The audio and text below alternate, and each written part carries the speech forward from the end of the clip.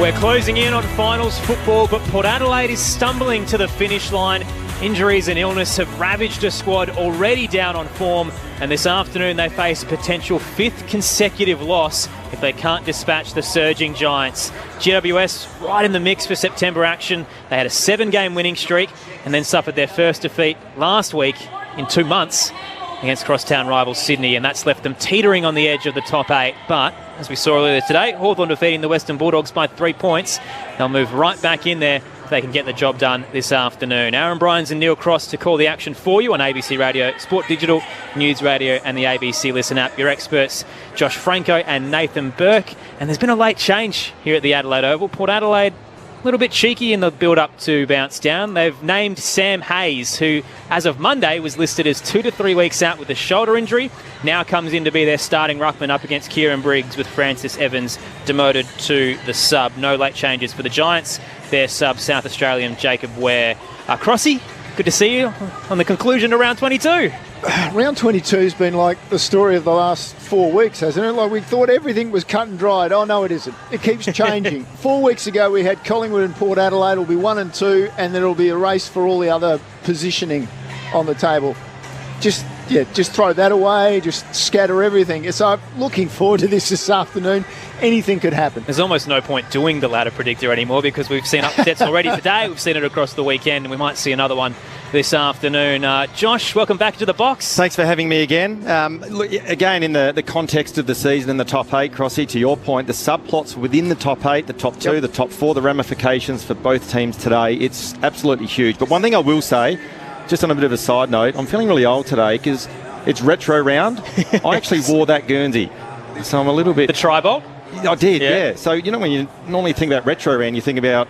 I don't know, old school. Yeah. Well, we are, and I wore it, so it shows my age. We've gone through a generation. Yeah, that's right, exactly. The thing about retro round is, though, you've got more Guernseys to choose from in the last 30 years than you go. If you went back 50 years, people would say, well, what's retro about that? That's true. Great to have 3-time Showdown medalist Josh Franco in the box, and it's a privilege as always to welcome from over the border Hall of Famer Nathan Burke back into the ABC Adelaide commentary box. Welcome, Burkie. Hello, gentlemen. Lovely to be here. Thanks for having me over. And what shapes to be a ripping game with two teams in different form of late.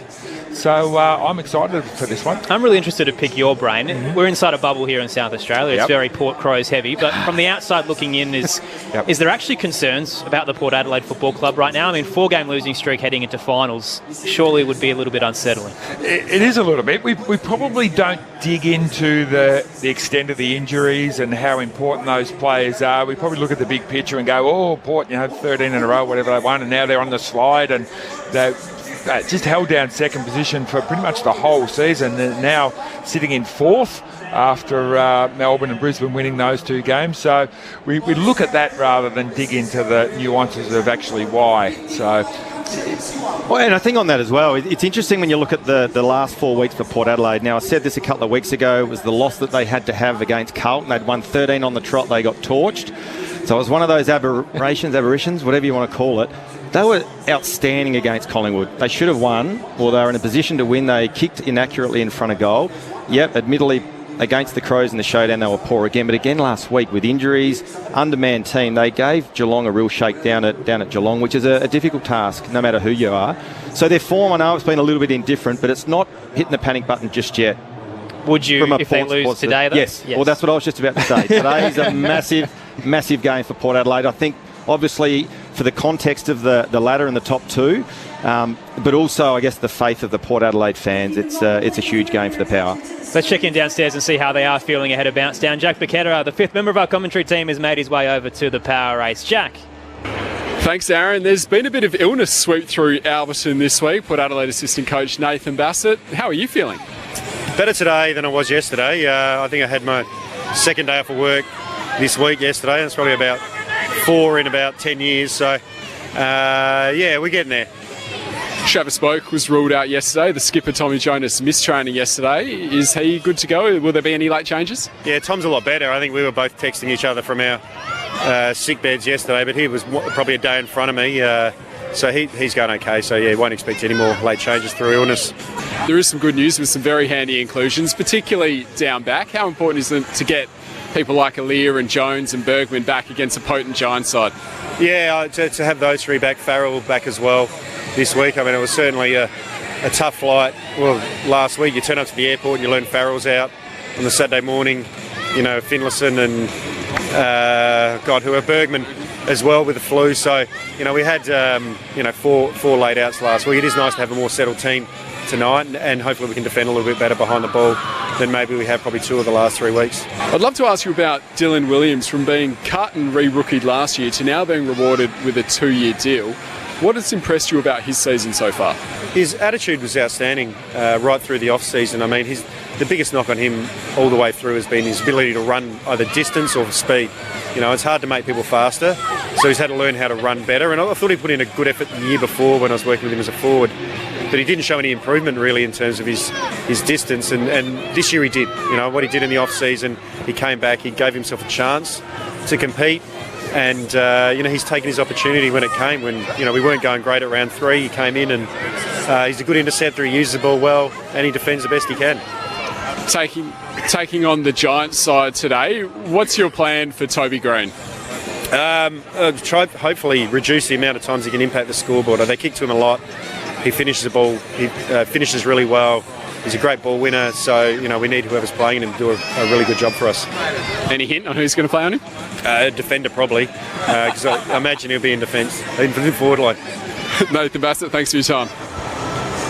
He's a character, Nathan Bassett, down there with Jack Paqueta. Sometimes you get a lot out of him, sometimes not so much. They're certainly holding their cards close, the Port Adelaide Football Club. It is such an important game, so you can understand why to an extent. And the Sam Hayes one's an interesting decision, Josh. I mean, heading in, the Giants and Adam Kingsley probably would have seen Jeremy Finlayson as the sole ruck and lipped their lips a little bit. And now, an hour out from bounce down, they've pulled Hayes in to really almost negate that issue. Yeah, well, I think they had to. Briggs has been in terrific form, and even looking at his last couple of games, he's had 44 touches, 16 clearances, 55 hit-outs, 12 tackles. So he's a beast in the centre bounce area and obviously the contest around the ground. So I think it was an absolute no-brainer that Hayes comes into the side. They couldn't rely on Finlayson getting the job done. So, as you said, Hayes comes in. He's just got to nullify the influence of Briggs and hopefully give the Port Adelaide midfield some predictability. Briggs has been exciting for me. He's sort of come out of nowhere, big, strong fella, and he's not just a brute as well. He's got some talent. So, that's going to be an interesting one today, because you give those small plays for GWS first use, and they're quite a skillful team. You get the ball quickly into Toby Green, and it's pretty hard to stop when they're up and running. And we saw Adelaide play GWS here a few weeks ago, and they were outstanding. And I even made the comment back then that I reckon they've been sold a little bit short in terms of the expectations from the start of the year. I heard rebuild and all the rest of it, but you go through their list, their midfield is absolutely jam-packed full of superstars. Whitfield, they got Kelly, obviously Cornelio, and Tom Green as well. He's a superstar in the competition. So they are jam-packed full of absolute stars in there. Briggs gives them first look. So as we said, a massive drop for Hayes in the Port Adelaide midfield. Best defensive team in the competition as well in the past month. And that's really difficult for Port Adelaide, who at the moment can't seem to score very well and are leaking at the other end. They're statistically the worst team in the competition right now, which is incredible considering they're coming off a 13-game winning streak. But all signs point to the Giants possibly being favourites heading into this game. Yeah, look, Sam Taylor, we know that he's a gun down back, but to be honest, if Jack Buckley popped up in most people's porridge in the morning, they still wouldn't know who he was. But they're talking about him being so consistent that he's almost in all Australian type form, which is just great. So if you can rely on two big key defenders and just put them down there week after week, well, that just does so much for your team and the confidence of your team, and those two blokes are doing an outstanding job. And interestingly enough as well, you look at some of the numbers, intercept marks, GWS rate second in the competition, obviously with Taylor we've spoken about. Haynes is another player that can assist in the air as well. And if you look at even I guess the styles of both these teams, very similar. They do like to play that forward half game. Port Adelaide we've seen ranked high in the competition in terms of time in front half. They do generate scores off the back of that, but as you said, the interceptability of the Giants is definitely going to cause a few headaches for Ken Hinkley and the coaching staff in the Port Adelaide box. The one thing that they may be able to use in terms of the Giants' dominance down back, Sam Taylor was double-teamed last week by McLean and Amadi, trying to combine them there. But, he's such a presence down back, easily the best intercept defender in the competition, and would be a lock for all Australian had he not missed so many games. And maybe they try to go that approach, Port Adelaide, and keep him out of the game. Well, the other thing as well, it's almost like the Port Adelaide forward, whoever he matches up on has to potentially isolate him, so he can't come off his opponent and air assist like he is so good at and intercept the ball. So again, it'll be interesting to see how they battle the ability, as you said, of that Taylor coming off his opponent and assisting in the air. It's just the unnecessary leads of his opponent. They can't assume I'm going to lead and he'll follow me, because he's just too smart to know whether you're dangerous or not. So don't lead unnecessarily. If you have to, just stand alongside of him, and your sole aim is to bring the ball to ground. I think that would be a win for the Port Adelaide Small. So, look, it's interesting. You're sitting fourth on the ladder. You're preparing for finals. They would certainly be looking ahead for, okay, how do we want to play in the finals? And potentially, if they do come up against a full-flight Darcy Moore or a Stephen May or someone like that. So this might be a good test on how they play one of those really big key defenders. Yeah. The voices of Nathan Burke and Josh Franco, your experts this afternoon here at the Adelaide Oval for the Power and the Giants. There has been a late change. Sam Hayes is into the 22 for the Power, and Francis Evans is now their sub, and Jacob Ware is the sub for GWS, who don't have any late changes. There is another game happening over at the Docklands. St Kilda currently lead Richmond by 29 points heading into half-time, 10-62 to 5-3-33. If you do want to hear that game, jump on the ABC Listen app and hit the AFL button. Max King has 4 goals in that game alongside Jay Gresham with 3, so the Saints will be eyeing off or consolidating, I guess, their spot in the 8 right now, considering those around them have faltered through this round. The Western Bulldogs losing earlier today to Hawthorn by 3 points.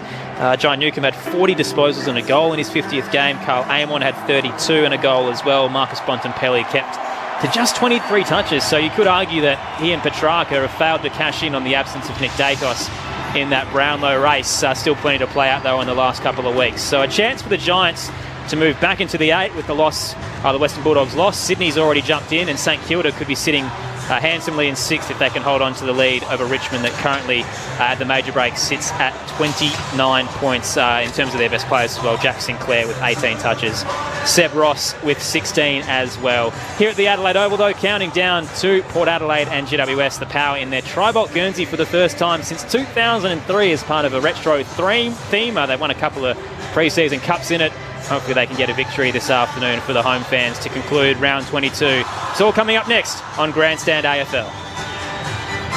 Hello, I'm Patrick Stack, and if you like great stories and you enjoy sport, then I reckon you need ABC Sport Daily in your life. She joked that when you get married, people always ask you, oh, when are you going to have kids? And if you show up at this competition, then people always ask you if you're going to be at the Olympics. The vibe, the atmosphere, the excitement, the level of noise. And I think that's where the attention started to simmer. It's a daily sports conversation, and it's called ABC Sport Daily. Find us on the ABC Listen app.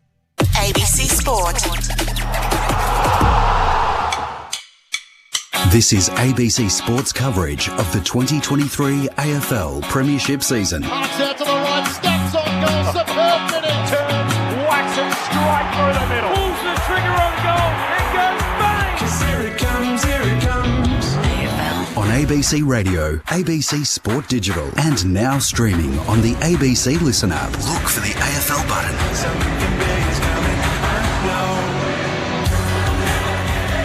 There's plenty at stake this afternoon at the Adelaide Oval as the Power host the Giants. Port hoping to squeeze back into the top 2 or at least keep their hopes alive.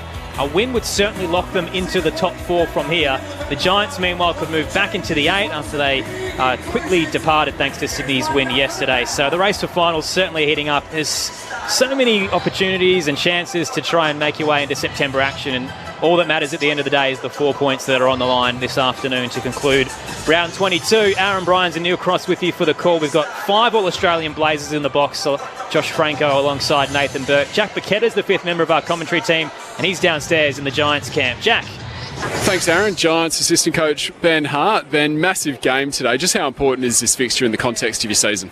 Yeah, it's a big game, probably for both. For Port, we know their best is really, really strong, and they maybe haven't had the best last month, but their form against Geelong was pretty strong. So, and it's big for us in the context of results and where we want to try and finish. It's a big game. So, look, we come over feeling like our game is in good shape, but we clearly have to put 4 quarters together against a pretty good Port Adelaide side. How much do you take out of last week's loss, given the form before that was very good? Yeah, you take a little bit. You certainly learn. There were moments in that game we didn't play the way we'd like to. And we weren't able to move the ball as fluently as we had. And to Sydney's credit, their contest was really strong. So, we've gone to school a little bit on that, but understanding that we still managed to have 68 inside 50. So we're doing a fair bit right. And clearly finishing our work is important. So, it's a blip on the radar, but hopefully our game continues to get stronger. Unfortunate to be missing a couple today through suspension. How will that test the depth of this squad? Yeah, well, it certainly will, and they're 2 of our speedier players, which we enjoy, especially in the front half. So it makes room for a debut, which is great for Toby McMullen to come in, and he's shown great form as a young fella in the VFL. So, look, it'll test us, but we feel like through the midfield in our back half, it will remain pretty similar. There's a few little changes to the front half, which can bring some excitement and some unknown as well. So if we can get enough entries, then hopefully we'll be able to kick a score. Port's renowned for their pressure this year. Have you done anything special to prepare for that, or have you spoken about it at all this week? Yeah, certainly spoken about it. And we train for pressure ourselves as much as anything. So we'll have to bring our own to match theirs. There's no doubt about that. They've got some dynamic players, especially through the midfield, which we're going to have to be able to curtail. So, look, we always train for pressure, and hopefully, we can step it up and be a little bit better than they are. How do you assess this Port Adelaide side, given they have lost 4 on the trot with a very inconsistent lineup over that time? Yeah, it's difficult, but they've also come up against some pretty handy teams as well in that period. But we assess them on their best, so we look at their best footy and what they're capable of, and that's what we'll prepare for. And at the same stage, we then look at our game. So we've spent enough time on Port, but we'll also look at how we want to play the game, and hopefully we can keep building on what we're bringing. Head-to-head in the midfield, what's the plan today? Yeah, well, not to let those dynamic players get off the chain, which can be easily said than done. But, look, we've got some experienced heads in there, and we probably don't have the leg speed that they do through there, but we'll have some plans to go to try and counteract that, and hopefully it might mean, throwing a few more people through there. So that'll probably be where it's won and lost, I think. Well, Ben Hart, good luck today. No worries, cheers. It's a pretty enticing selection of players between Rosie, Butters, Wines, Horn Francis, and then you've got Tom Green, Josh Kelly, Stephen Cornelio on the other side. It's going to be a really exciting battle in the middle, and maybe shaped by the late inclusion. Sam Hayes at 205 centimetres up against Kieran Briggs, who's at 201. So that certainly negates what may have been a bit of an advantage if Jeremy Finlayson had to go one out for the power this afternoon. Josh Berkey, how do you see it playing out? Well, I think the big thing for me is the 2 greens for the Giants. Who takes Toby Green up for? We heard Nathan Bassett playing his cards pretty close to his chest, didn't give much away. Does Lockie Jones go to him? I think he's a player that's probably not a bad matchup. And then Tom Green in the middle of the ground does a Drew, and we know that Drew's starting the game on the interchange. Does he go to him and potentially shut him out of the game? He's the number 1 disposal winner in the competition at the moment, averaging 31.6 disposals per game. So they're the 2 sort of key matchups for Port Adelaide, which will have a huge influence on this game. And the other side of the coin as well, you've got Callum Ward, who's been in pretty good form as a run with tagger, did the job on Bontempelli in the second half the other week over there in Ballarat. So I think that tactical side is going to be really, really interesting, and it might come, it's probably going to play a big part in the result, who gets their tactics right and really who can carry out the tactics. Assigning someone to a great player is always one thing, but doing the job is another. Absolutely. And the thing is, I think even for Port Adelaide, we've been saying it all year, I actually believe they have the most dynamic, well-balanced midfield in the competition. And we heard Ben Hart just then, the assistant coach at the Giants, talk about their speed. I think that will worry the Giants with Butters and Rosie and those types of players. But again, the bigger-bodied, experienced players of the Giants is, again, it's going to be a mouth-watering matchup. It's a little bit of a Frankenstein sometimes with Port Adelaide's lineup. Yeah. They've had a lot of changes over the last month, and I think the part that concerns me the most is the bookends. You take the key forward and the key back out of any team, and they're always going to struggle. And Dixon and McKenzie is such a big blow, Berkey, which at the start of the year, I think, in terms of McKenzie, we probably wouldn't have predicted how important he was. But yeah, he's been crucial for them down back. Yeah, if you're going to be a top team, you need different avenues. You can't rely on anyone. And so him coming in and playing a really important, consistent role just takes the pressure off Dixon and takes the pressure off all the other guys down there as well. And if one of them doesn't fire for a quarter, maybe a half, someone else bobs up. So he's been really important in being able to do that. And that's what you need to be a top team. You can't rely on one or even two. And I think also playing a bit of devil's advocate here as well, be fair to say in recent history, Marshall's been better without Dixon in the side. Would that be fair to say? And in terms of he certainly presents better. He leads out. Yeah. And I reckon he found a bit of touch last week. Prior to that, he'd been almost non-existent. I know I think it was the Adelaide game, hardly even troubled the statistician that night. So expecting Marshall to be more influential in the absence of Dixon. So I think they can cover that. Where I'm really concerned is the lack of the ruck options for Port Adelaide. Hayes has got to come in, as we said, and at least nullify, neutralise the influence of Briggs, but that's a real concern from Port Adelaide's perspective. Berkey, just a quick one as well on Ken Hinkley.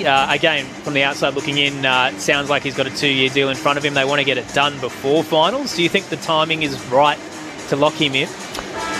Look, I think so. If they're going to do it, we'll just go ahead and do it. So if they've got a 2 years on the table, why wait until after, just in case you might go out in straight sets or something like that. But to get them to this point on the ladder, that's a really, really good coaching job. So with the Suns' job pretty much sewn up by Hardwick, well, you know what? If you're going to re-sign him, we'll just re-sign him. You a fan? Yep. Josh, yeah, just get it done. Unashamed fan of Ken Hinkley. I think he's done a terrific job. The narrative you hear from the Port Adelaide camp is that the players love him, respect him. He's got a good assistant coaching group under his wing that can help him out with all the tactical stuff, and I think it's an absolute no-brainer. Minutes away from bounce down here at the Adelaide Oval. The Power up against the Giants. Jack Bucketter's downstairs soaking it all in. Jack, what's it like down at ground level? Thanks, Aaron. The crowd is slowly starting to build. At the start, I didn't have high hopes for a huge crowd, given the Sunday twilight fixture here hasn't been too popular in South Australia, but the crowd is starting to filter in. It looks pretty good. We've just had the toss. Tommy Jonas has won the toss. Port Adelaide will be kicking to the southern end, the Riverbank stand. Looking at the looking at the benches for the two sides. For Port Adelaide, Connor Rosie, Dylan Williams, Willem Drew, Jed McAtee, Frankie Evans is their sub. For GWS Giants, we've got Cullen Ward, Isaac Cumming, Lockie Keefe, Toby McMullen and Jacob Blur is the sub for them. 14 degrees at the moment, absolutely no breeze to speak of. A little bit of rain is forecast, but I'm crossing my fingers and toes that stays away. Massive game for both clubs. For Port Adelaide, a win locks them into the top 4, keeps them in the hunt for top 2. For the Giants, a win puts them back in the 8, and a loss may just nudge them out of the contention as the race gets tighter and tighter for those last couple of spots. The Giants certainly the most informed team. Port Adelaide lost their last 4, but they could snap it all and get back on track this afternoon here at the Adelaide Oval. Aaron Bryans, Neil Cross, Josh Franco, Nathan Burke and Jack Bucketta with you for the call over at the Docklands. St Kilda lead Richmond by 29 at half-time. The final game of round 22. Crossy, kick us off. So important for both sides. We're really lucky with virtually getting elimination finals in a lot of matches over the next few weeks before the finals actually officially start. In the middle, Hayes in for Port Adelaide, couldn't get a clean disposal, comes to Kelly for GWS, and inside half forward he goes long with a kick. Brown pushed away from his opponent in Jones, but he couldn't pull down the mark. Picked up by Jonas, forced the ball up inside attacking 50 for the Giants. Crossy, we spoke about the Toby Green matchup. Burton looks like he's got the job on Toby Green this afternoon. Tossed up. Briggs slaps it late in the path of Green. He's got Burton on his tail, as Josh alluded to. And as a result, neither can really gain possession. It rolls over the boundary line. 25 out left forward pocket. So the Giants with the hot start. Let's see if they can hit the scoreboard. I imagine, as we've noticed across the campaign, Crossy, if they do manage to kick a goal, you probably won't hear a lot of support for it, but might be a little one-sided this afternoon. Briggs wins it down. Wines does the crumbing, though. Hands it out to Butters for the Power on the boundary line. Centres up to Houston. Bit of time. Think about how he'll exit defensive 50. In the end, he spots Rioli. Willie presents right half back. Nothing's ahead of him as he turns down the line. Called to play on. He's rushed and has to force the kick up towards right half forward. Finlayson entangled with Buckley. It hits the deck. Finlayson slaps it back. He was looking for Lord. Instead, Cornelio was waiting. Gives it off to Whitfield. Turns it left half back for the Giants. Nice little chip kick. Finds Himmelberg. Himmelberg goes low down the line and near the interchange gates. Riccardi takes the mark, just backs up, takes his time. Port Adelaide folding back well in defence. Riccardi goes down to half forward. Houston comes out, meets the ball, takes it away from Perryman. Look to switch, but there's nothing available. So both sides very good with their defensive setup at the moment. He does go centrally now to Butters. Butters has got a runner, Horn Francis, but he's at the back end of the square. They've swapped it to the eastern side. Not much ahead of him. Good lob over the top to Wines. Forward hand pass straight away. Looking for Burne-Jones, who surrenders the ball under pressure. Haynes comes away and finds Riccardi on this broadcast side just behind centre wing for GWS. Just needed a little bit more out of that handball from Wines, didn't they? Just missed the target and caused the turnover. Riccardi on the 45 finds Fay close to the boundary line. Averaging 29 touches per game in the VFL, but just yet to get consistent minutes at senior level. He heads up towards the arc. Big launch there from Lockie Jones. Spilled down. Handball from Perryman. Outside to Kelly. His kick a little wide. Didn't favour Brown. And takes a bounce over the boundary line just inside the arc. So the Giants with a couple of entries early. Yet to really capitalise on them. Bit of a subdued start, isn't it?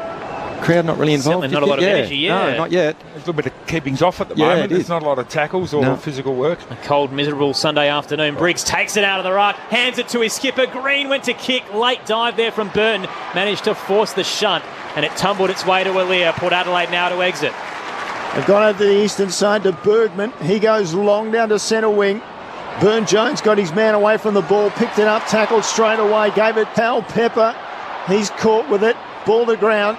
And the Giants working hard, but illegally, said the umpire. There's a high tackle, and it'll come back. It'll be Lord to take it. So now Lord takes his time, arcs around, almost taken from behind by Himmelberg, but sends it long inside forward 50. Ball to ground, Burne-Jones with another touch.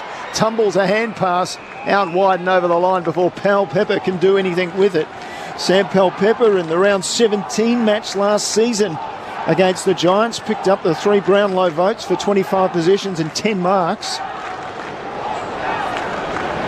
Connor Rosie just behind him with 4 goals, had the 2. Tops back into play. Finlayson tried to get there, was held out of it. Pal Pepper slaps it to Burne-Jones, pierced it. 5 metres to Lord, who turns, snaps and goals. Port on the board first. It takes 4 minutes to get there. 1 straight 6. The Giants yet to score. Opening term on Grandstand AFL. Well, we know Port Adelaide are a very good stoppage team. I think they're ranked number 1 in the competitions for scores from stoppages and ranked number 1 in the competition from scores from stoppages inside their 450. And again, on that occasion, they were very dynamic. And was it Lord that kicked that beautiful snap? Not noted for his set shots, but on the snap kick, truly. Really good start for Port Adelaide. It was Himmelberg, his opponent, was just sort of hedging his bets a little bit. Thought I'll sag off and it might go over the top, but just gave him too much room there, and a good finish by Lord.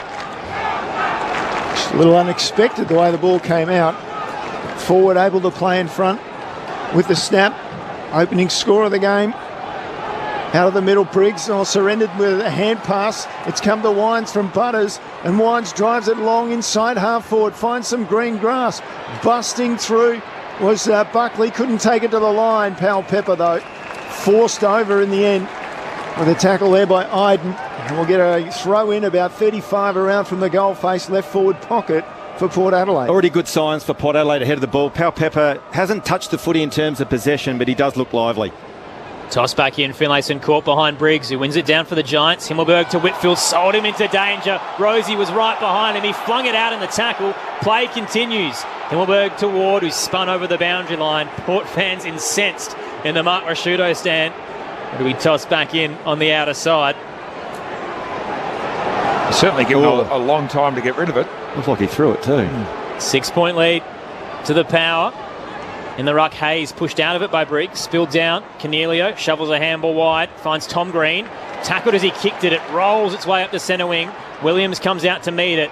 He's tackled over the boundary line. A little bit of afters as well. Bit of push and shove on there with Lloyd. No, it's only early days as well, but Briggs is looking kind of ominous in those ruck contests, just manhandling Hayes at the moment, nudging him out of the contest. So Hayes needs to tighten up in those ruck duels. So Port by 6 points, early stages. Off the ruck contest, Cornelio with another touch, look for a hand pass, decided to kick. Down to half forward he goes.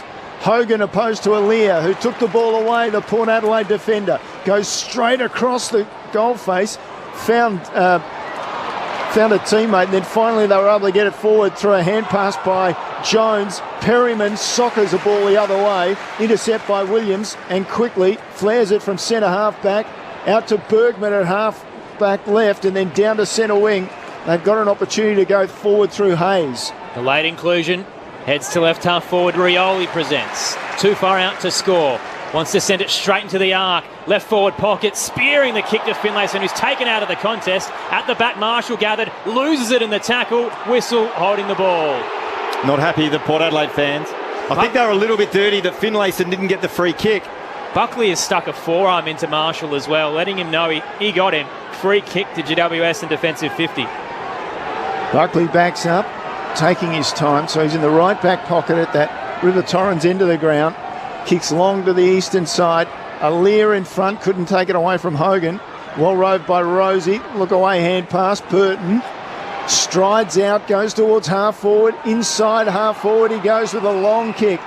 And Taylor stands up, takes an intercept mark straight away by hand to Buckley. Then to Iden. And they've moved it out to this broadcast side to Himmelberg. By hand back to Iden. Goes long down centre wing. It should be Brown. No, it was knocked away from him. But they get the hands moving very fast, and Kelly's got it down to half forward. Green leads up, takes the mark. Toby Green, some 60 metres from goal, drops it inside forward 50. Ball comes to the front, taken away by Perryman. His kick to Williams was too short. Williams from Port Adelaide, though, clears the area. But Port Adelaide under pressure all the way. Hogan belts it out of bounds just outside his own attacking 50 for the Giants. It's tricky for Burton because he was the one who banged the ball inside 50 for Port Adelaide, and Toby Green just shot across to the other side of the ground and made Burton chase him and ended up getting a possession because he didn't quite get there in time. Just the one goal in the opening 9 minutes, the way of the power, and they're out of the clearance here. Butters got it out to McEntee, then Drew, now Bergman. Charges through the spine, heads into the arc. Finlayson caught behind, hits the deck. Front and square was Burn-Jones, back to Bergman. Put it in the path of Rioli, gathers 30 out, snaps for home. It's low, it's hard, but it's there. Oh, is it? Cleared the pack and bounced through. We're going to get a score review. The fans in the Riverbank stand end certainly thought it cleared them, but we're going to check upstairs. Those fans are Port Adelaide fans, though. That is true. What was the call? Touch. It is touched. Oh no, I think is he called a goal? Umpire's call is a goal, but check whether it was touched. I think was what the umpire said. Yeah. It's blurry vision, similar to Carlton's victory over Melbourne last night. Let's see if the angle gets a little better here. Yeah. Diving across Buckley against Marshall, sticks a hand out. It's going to be one of those whether the fingertip bent backwards or not. How far can we zoom in? The goal line camera is no good. Unfortunately, it's on the periphery and just not clear enough. I don't think any of these angles are going to do enough. Insufficient evidence.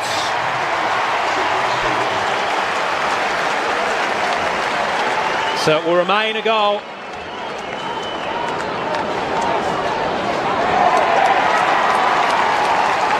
And Willard Rioli has his first of the afternoon.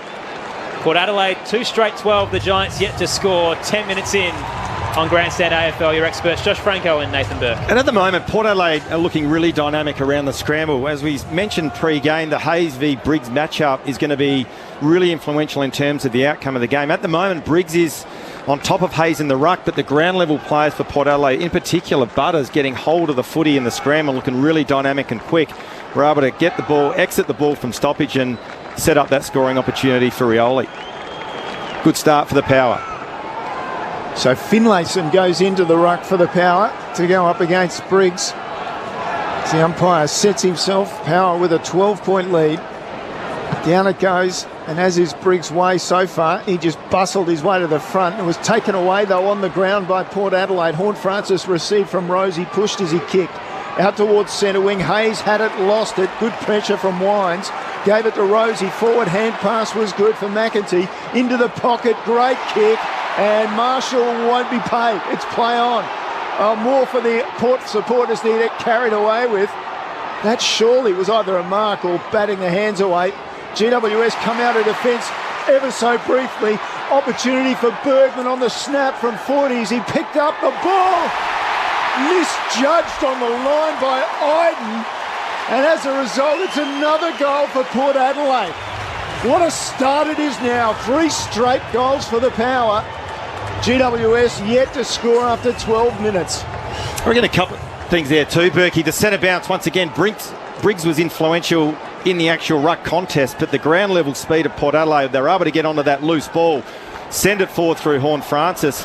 And the other thing that's standing out at the moment with Port Adelaide, their forward pressure, they're ranked high in the competition in terms of their forward 50 tackles, and at the moment, inside their forward 50, they're putting their GWS defenders under immense pressure, causing the turnover and capitalising on the scoreboard. Well, Briggs is winning the hit-outs, but it's 5-4 in favour of Port Adelaide in terms of clearances.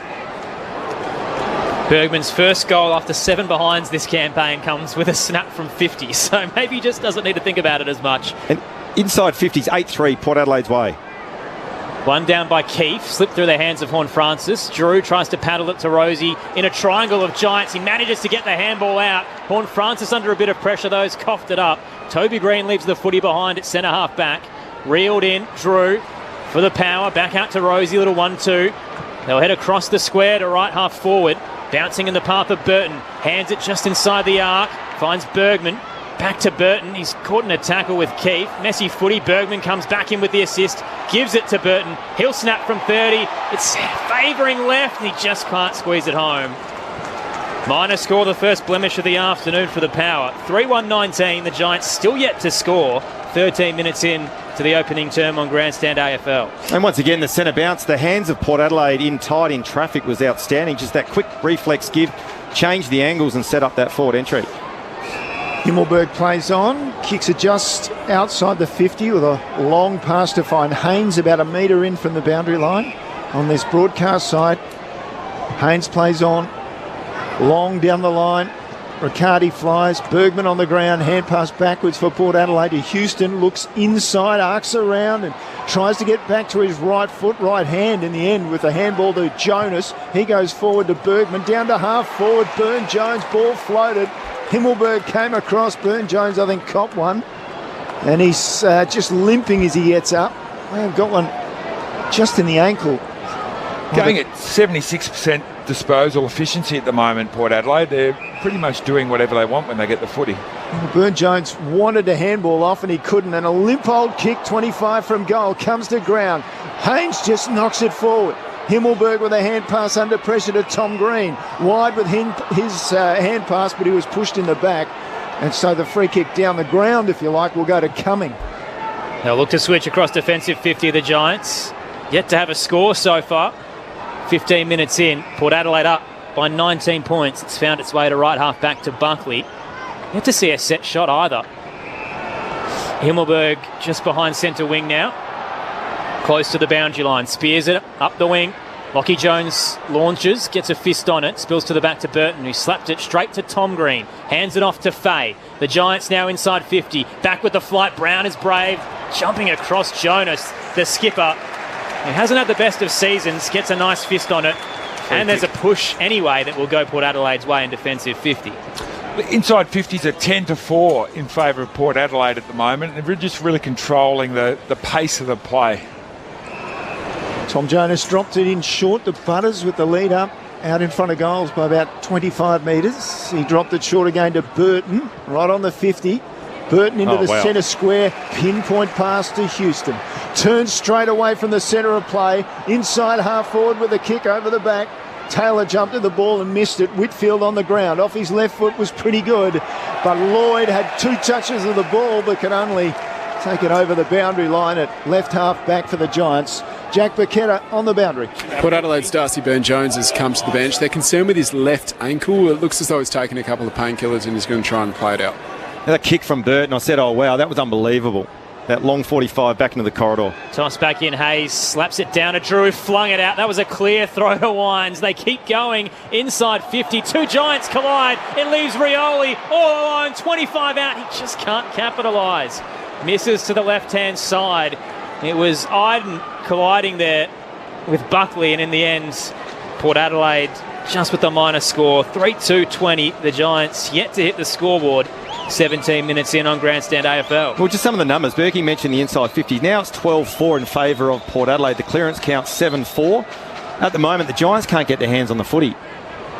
Lockie Whitfield had his hands on the footy, kicked it out to the eastern side. Hayes immediately took it off the pack, gave it to Williams, tried to find his left foot, long arc around, and then it was awkward as he was under pressure and coming with the intercept mark. Still outside defensive 50 for GWS. He tries to bite off a kick inside. Wines picks it off, gives it straight to Marshall with a stab over about 25 metres, and Marshall will have a look at the goals from about 20 out, slightly to the left. Well, Crossy, you talk about those risk v reward kicks. The 45 kick can open up the field and open up the play in terms of how you want to move the ball, but if you don't hit it and you're in your back 50 or in your D50, it's a shot on goal. And on that occasion, they paid the price. Tried to bite off more than they could chew on that occasion.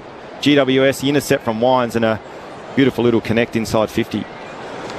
Game number 94 for Todd Marshall. Took a long time to find his feet in AFL footy, and he's found it now. He's also found the goal face, his 30th goal of the season. The Power has 4 in the opening term without reply. Port Adelaide 4-2-26. GWS yet to score. 8 minutes still to go. We're 18 minutes down in this opening quarter on Grandstand AFL. Well, I don't mind the thought of actually being a little bit more risky and bringing the ball back through the corridor, because what they're doing at the moment, they're really just struggling to get the ball from one end of the ground to the other. The long kick down the ground, whenever it hits the ground, it seems to be Port Adelaide are far more lively, where they're getting more numbers at the ball, but ground balls certainly being won heavily, 16-12 in favour of Port Adelaide, and going back at GWS really, really quickly. So taking the game on, trying to change angles is good. That one just was a little bit too much to bite off. Four-time All-Australian Nathan Burke in the box this afternoon. Missing a Port Adelaide masterclass in this opening term. Briggs takes it out of the ruck. High towards half forward for the Giants. Big launch from Toby Green.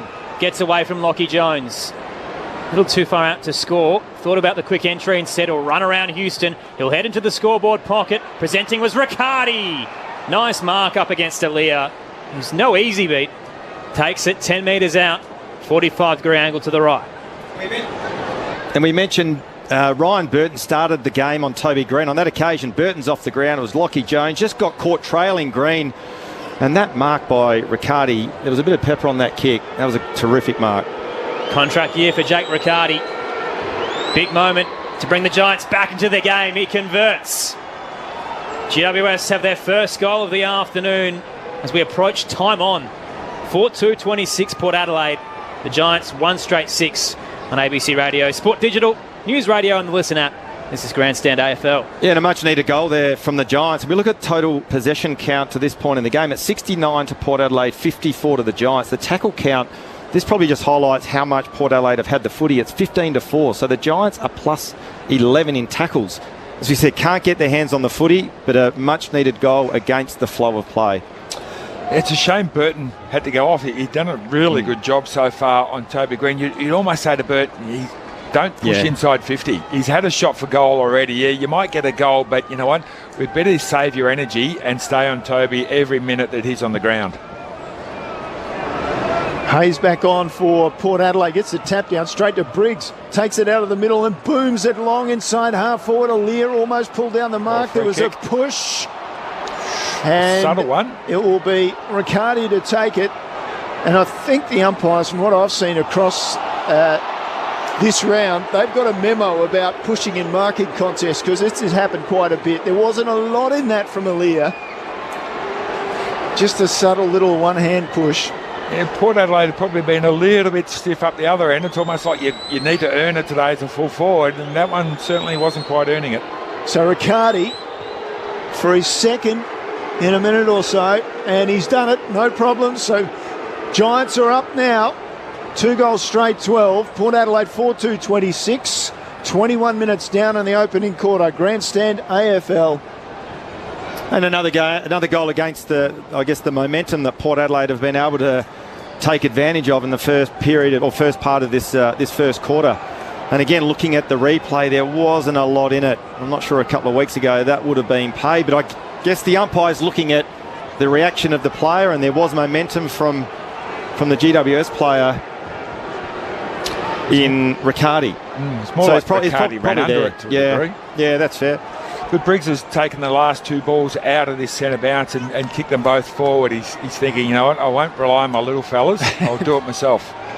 Here's the number 1 clearance ruck in the game. Awkward bounce in the middle didn't favour him this time. Hayes wins it down to Rosie, breaks away from a couple of tacklers into the 50 for Port Adelaide. Finlayson presents, claims it on the chest.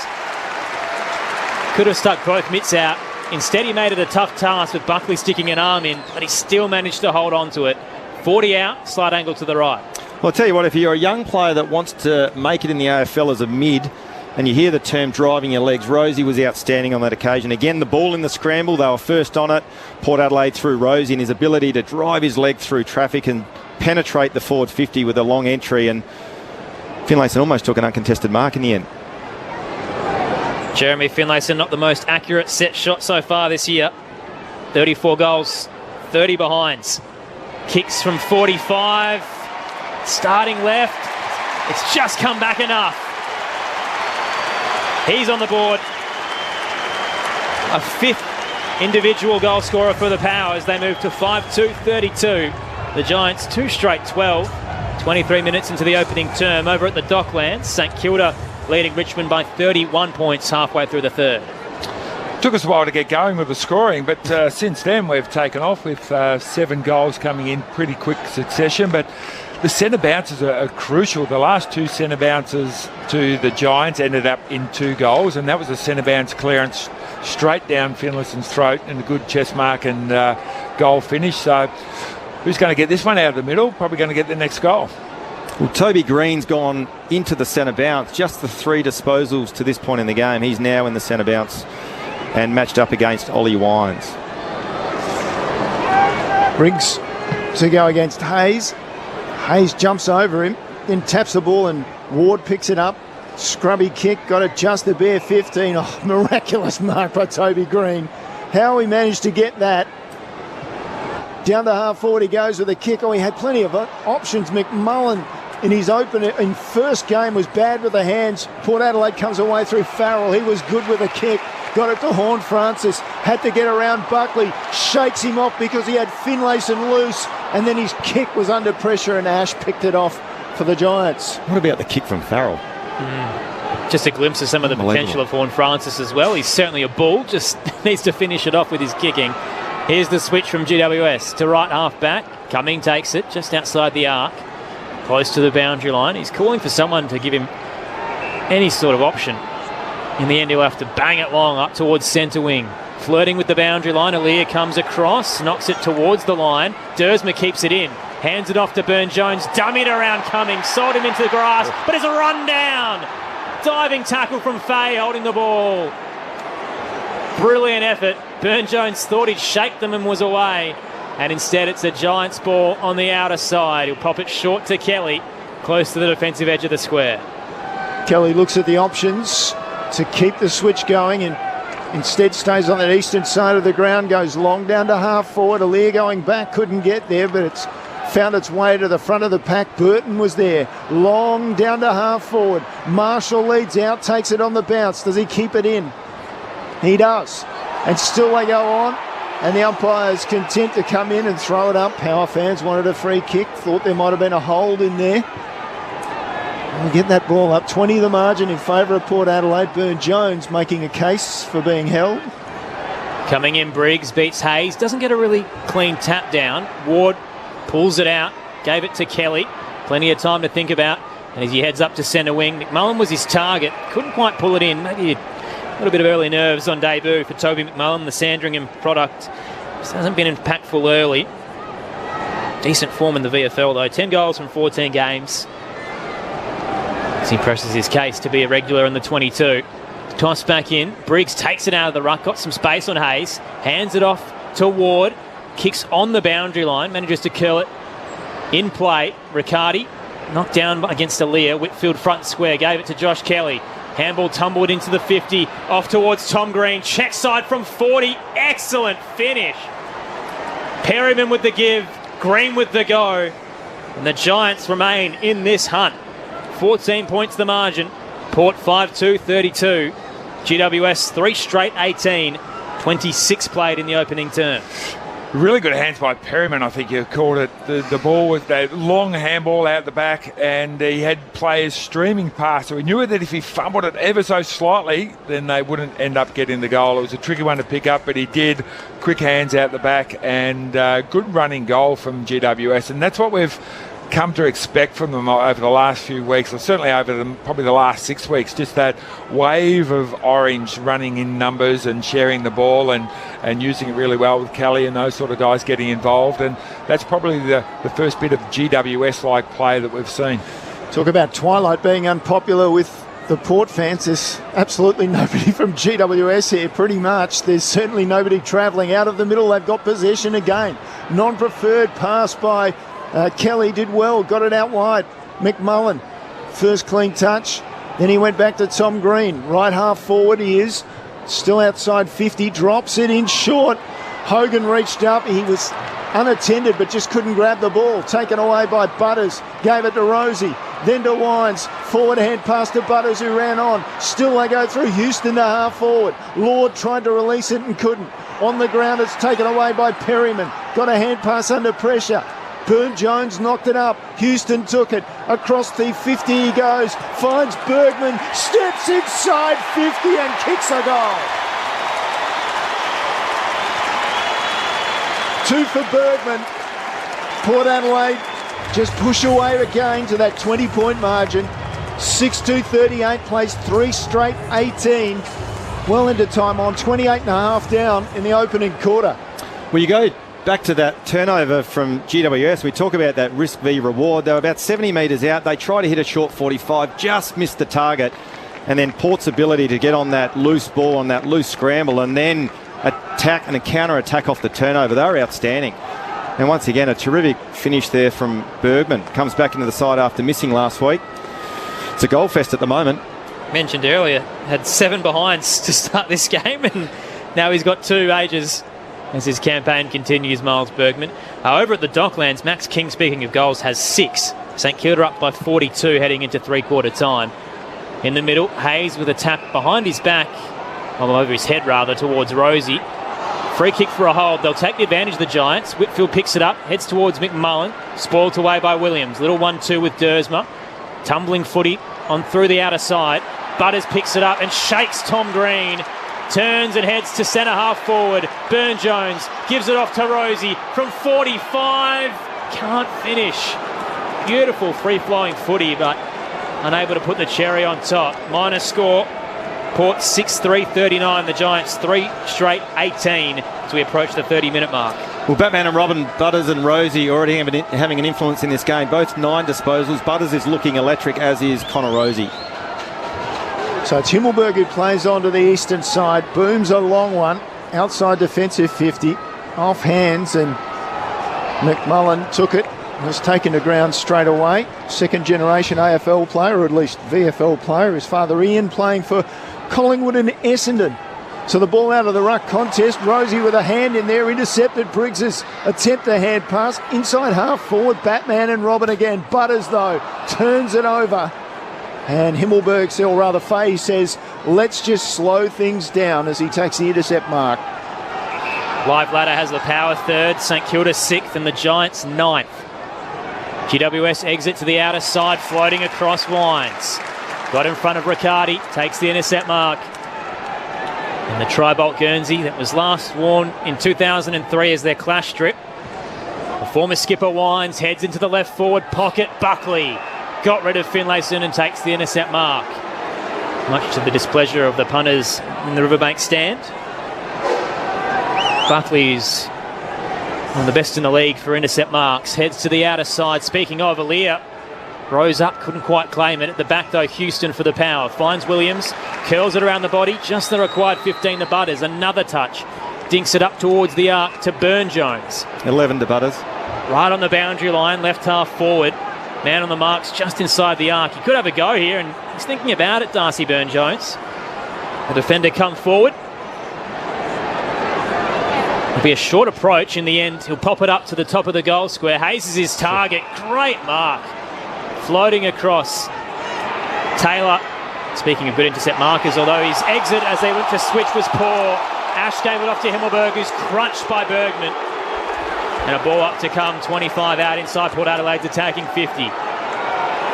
Gee whiz, the long handball wasn't the option. The ball stayed live, and Port Adelaide's forward pressure's been outstanding. Briggs in the ruck contest, off to Cornelio. On his non-preferred left foot, spews the ball back. He finds Perryman. Running for him was Kelly. Took the hand pass. Then to Cornelio. His hand pass intercepted by Wines. Gave it to Butters. Slung to ground. Round and round they go.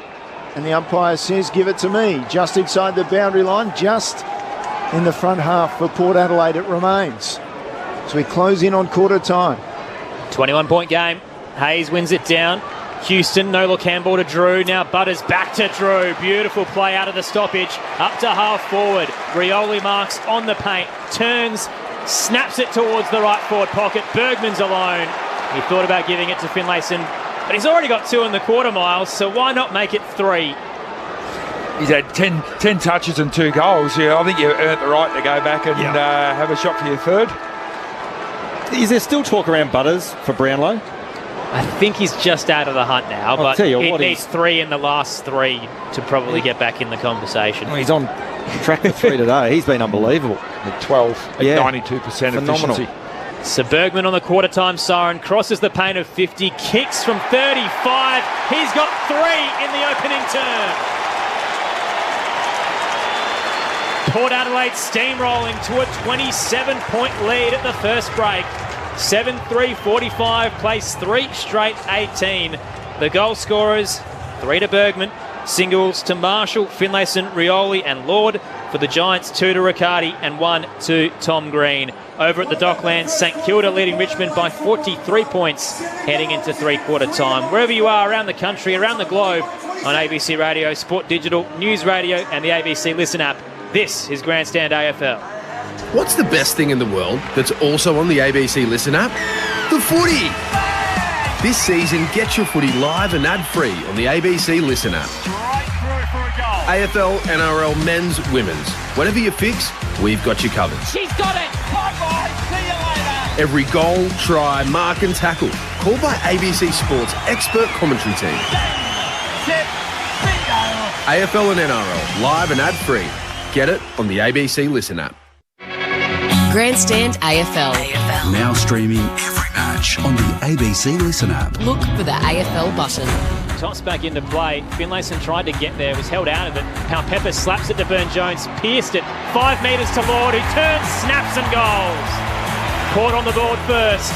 Front and square was Burne-Jones, back to Bergman. Put it in the path of Rioli, gathers 30 out, snaps for home. It's low, it's hard, but it's there. GWS come out of defence ever so briefly.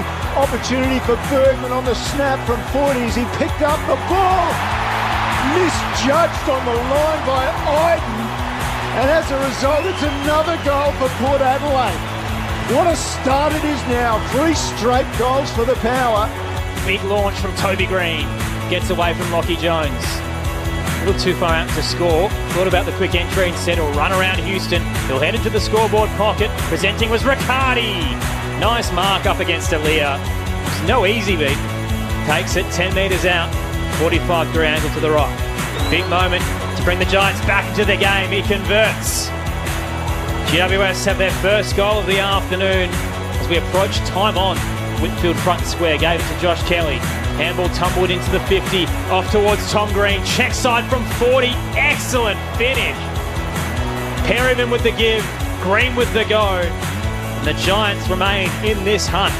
Houston took it across the 50. He goes, finds Bergman, steps inside 50 and kicks a goal.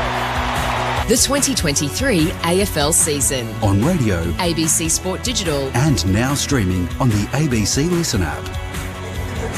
Ken Hinkley's brought a generator to the Adelaide Oval and the power is back on. Excellent start against the Giants. They lead by 27 points, 7-3-45 to GWS's 3 straight 18.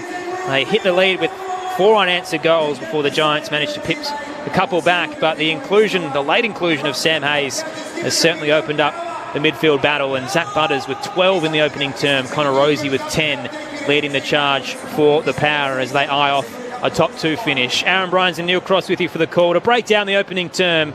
All Australians, Josh Franco and Nathan Burke. Well, it's interesting looking at some of the numbers, and Port Adelaide were phenomenal in that first quarter. The total possession count to quarter time, 104-85 Port Adelaide's way. Contested possession, -3 to the Power, and inside 50s is probably the big number that we were calling throughout that first quarter. They were 20-8, so they were plus 12 Port Adelaide in that first quarter. But the area where Port Adelaide have had complete dominance is their ground level and their speed at ground level. And at the moment, the ground ball gets 26-18, so it's plus 8 in favour of Port Adelaide through the likes of Rozee, Butters, those sorts of guys. When that ball becomes loose, their speed and ability to get on that loose ball has been outstanding. And then they're hurting them on the turnover and the counter-attack with their ability to go inside forward 50, connect, and then probably as a difference to what we've seen previously, they're able to finish their goals and finish their work.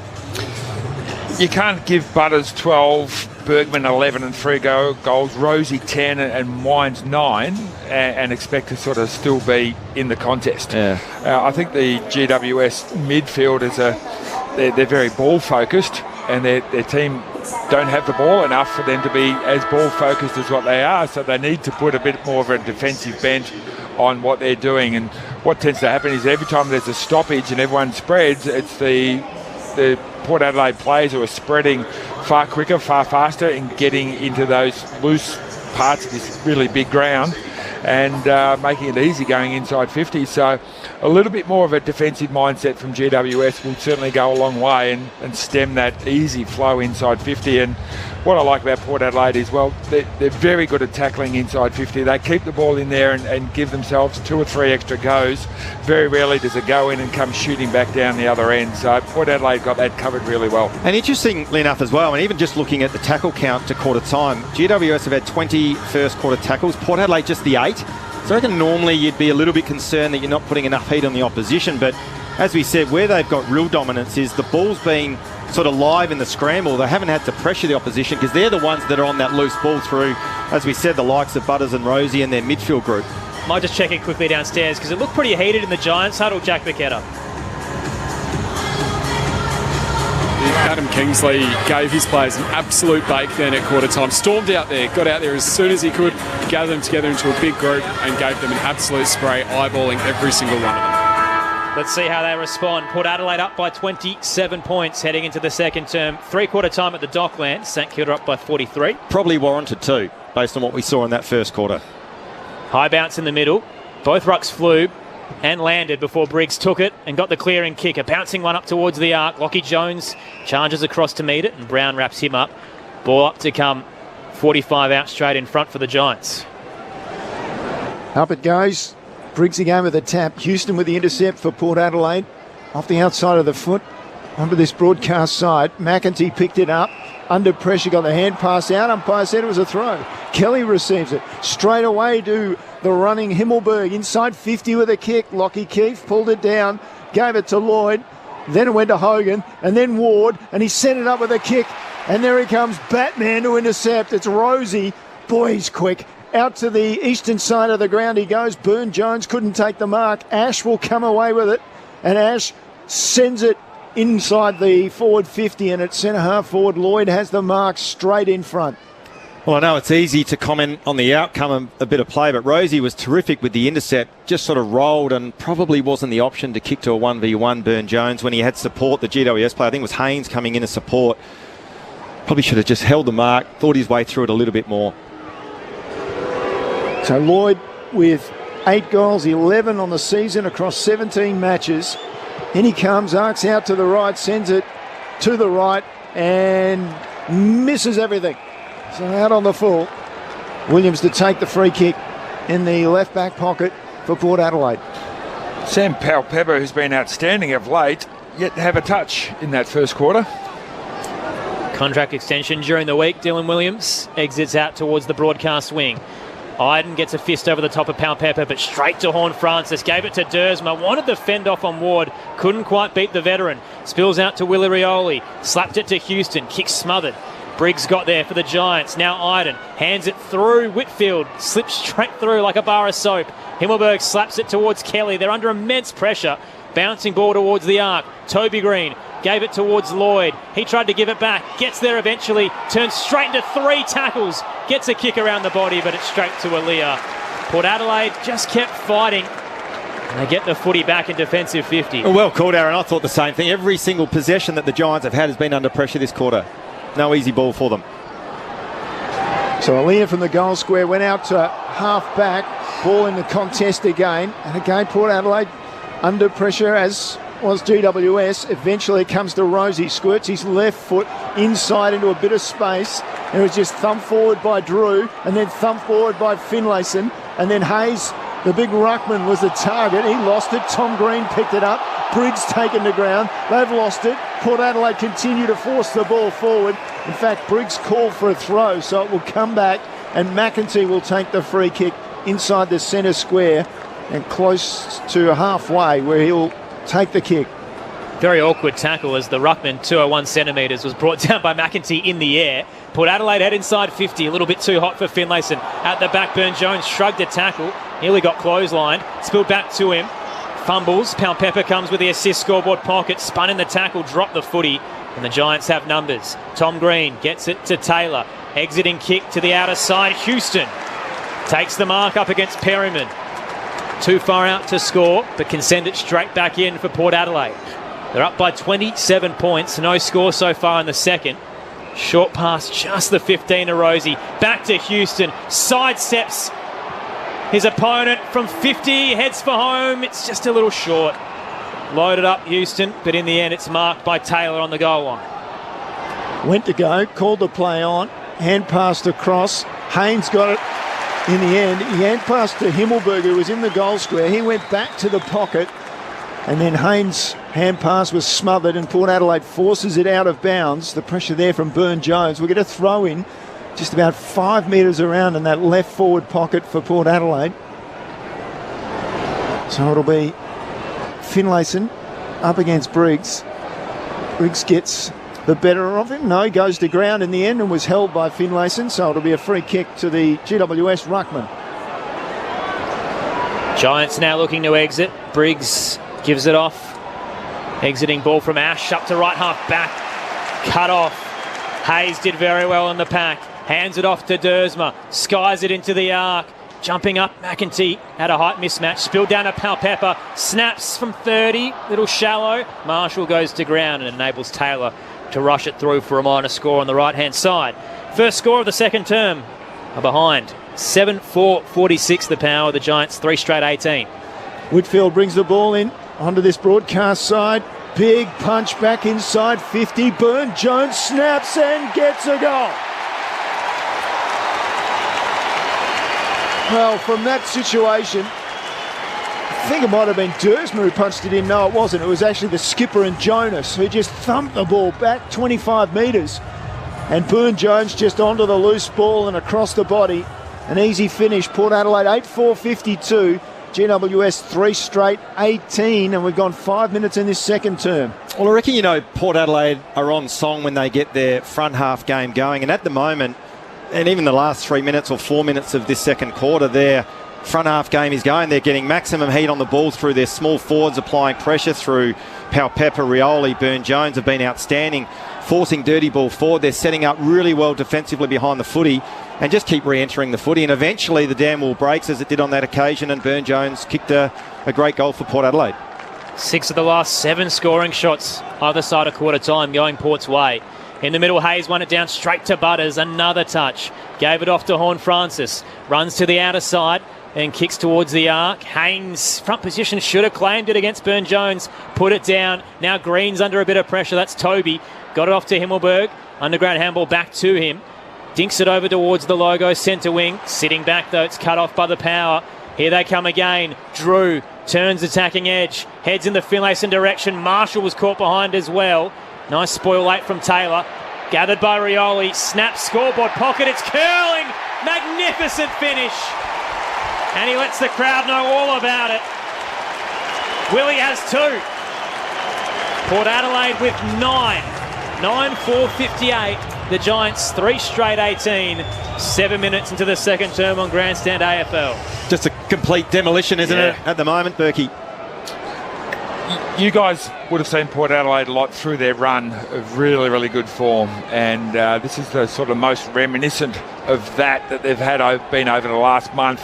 Their centre whip bounce work is outstanding. Just watch Butters at the last one. He started a good 10 metres on the forward side of the stoppage and thinking, okay, what's he doing way back there? He actually ran sort of towards his back line, picked the ball up, quick handball, got the ball forward again, and that's just a team who are really chock full of confidence at the moment, and everything's going their way, and they're making it go their way. Well, they'd won 8 of their first 9 at the Adelaide Oval and then dropped the last 2, but they look to be back in form. And in the middle, it's Canelio under pressure, turned it over, hand passes by Port Adelaide, and it's come to Wine, stands in the tackle, forward hand pass Rioli, right on half forward, scrambles it inside 50, Burne-Jones went to ground, Iden picked it up, under pressure released it, on the ground working hard was Horne-Francis, and now a big tackle made by Burne-Jones, and the Hyphens force the ball up inside attacking 50 for Port Adelaide. Well, whatever Adam Kingsley said, it hasn't worked at quarter time. They look like rabbit in headlights at the moment, the Giants. Keefe won it down. There's a whistle in the contest. It'll go Port Adelaide's way. Sam Palpepper, the recipient. He'll have a set shot with the man on the mark. 45 out, straight in front. Palpepper held by Connor Iden. They had the first 4 inside 50s, GWS, in this quarter, but they were all sort of rushed inside 50 and bounced in and out, and then the next 6 have been to Port Adelaide, who've just sort of steadied after the initial 2-minute onslaught and really just in control of this game. 3 goals last week. Sam Palpepper can't pick up where he left off. His kick from 50 across the face, minus score on the left-hand side. 9-6-59 the Power. Giants 3 straight 18. 9 minutes into the second term, rather, on Grandstand AFL. Well, interesting as well. Port Adelaide only had 8 first quarter tackles. We only played 9 minutes of the second quarter. They're already up to 10, so they're ferocious and getting at the opposition when the Giants have possession. Himmelberg plays on, brings it to this broadcast side. Alier had it, lost it in a tackle. Hayes picks it up, hand pass inside. Burne-Jones and Bergman involved, or rather Horne-Francis and Bergman involved, and then Rioli's kick was half smothered. They're inside 50 though again, Port Adelaide, and GWS are under pressure again inside defensive 50, but they sling it through their hands and turn it over. Himmelberg missed his man. Wines inboard, find Houston, goes back to find Jones. Inside 50 he goes, 25 from goal, the ball lands on the ground. Port fans wanted a push in the back there. It'll come to Iden. He'll clear the area. How briefly for GWS. Brown's fighting there with Farrell. Neither get possession, and it rolls over the boundary line in front of the Jack Odie stand. And I know this is Port Adelaide-centric, this comment, but if you're looking at the blueprint on the way that they want to play the game, and again, without sounding like a broken record, it's front half game, pressure on the ball, force the turnover, set up defensively and re-enter and put the opposition under maximum heat. Port by 41. Hayes wins it down. It bounces off the shins of Horne-Francis straight to Butters. Third touch of the quarter, 15th of the game. Drew back to Horne-Francis. Fends off Fay. Into the arc he goes for the Power. Finlayson slipped. And Haynes takes the intercept mark as he gets rid of Lord in the scoreboard pocket. Just the liveliness of the Port Adelaide mids around the contest. They're hitting the ball at pace. They're working together, and Giants just look flat-footed. Well, there's another case. Haynes didn't have anything to drop the ball to, and in the end called the play on, sent it out wide, turned it over, straight over to Horne-Francis. He stabs a ball to the lead of Finlayson inside 50, and the left footer has it on the right side for him at about 40 metres out. It's just far too easy. Yep.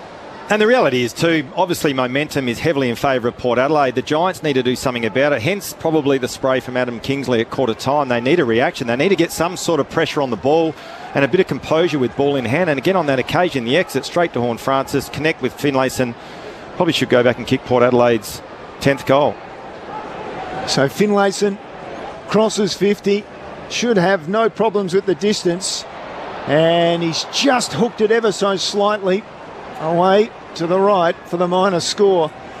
Port Adelaide in command, 42 points clear as we cross over 11 minutes in this second term. I mentioned in the pre-game, Josh, they can run Perryman and Ward as taggers. Maybe shutting down Butters could be an option. Yep. Ash plays on, heads to the broadcast wing. At the back of the pack, Williams.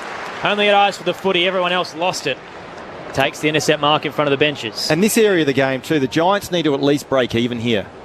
Cause a stoppage because they're losing and it's coming back with interest. Williams back into the arc. Ash got a spoil. Cornelio rushes the exit. Very high ball outside the stadium. Aaliyah brought it down. Houston Natawine shrugs the tackle.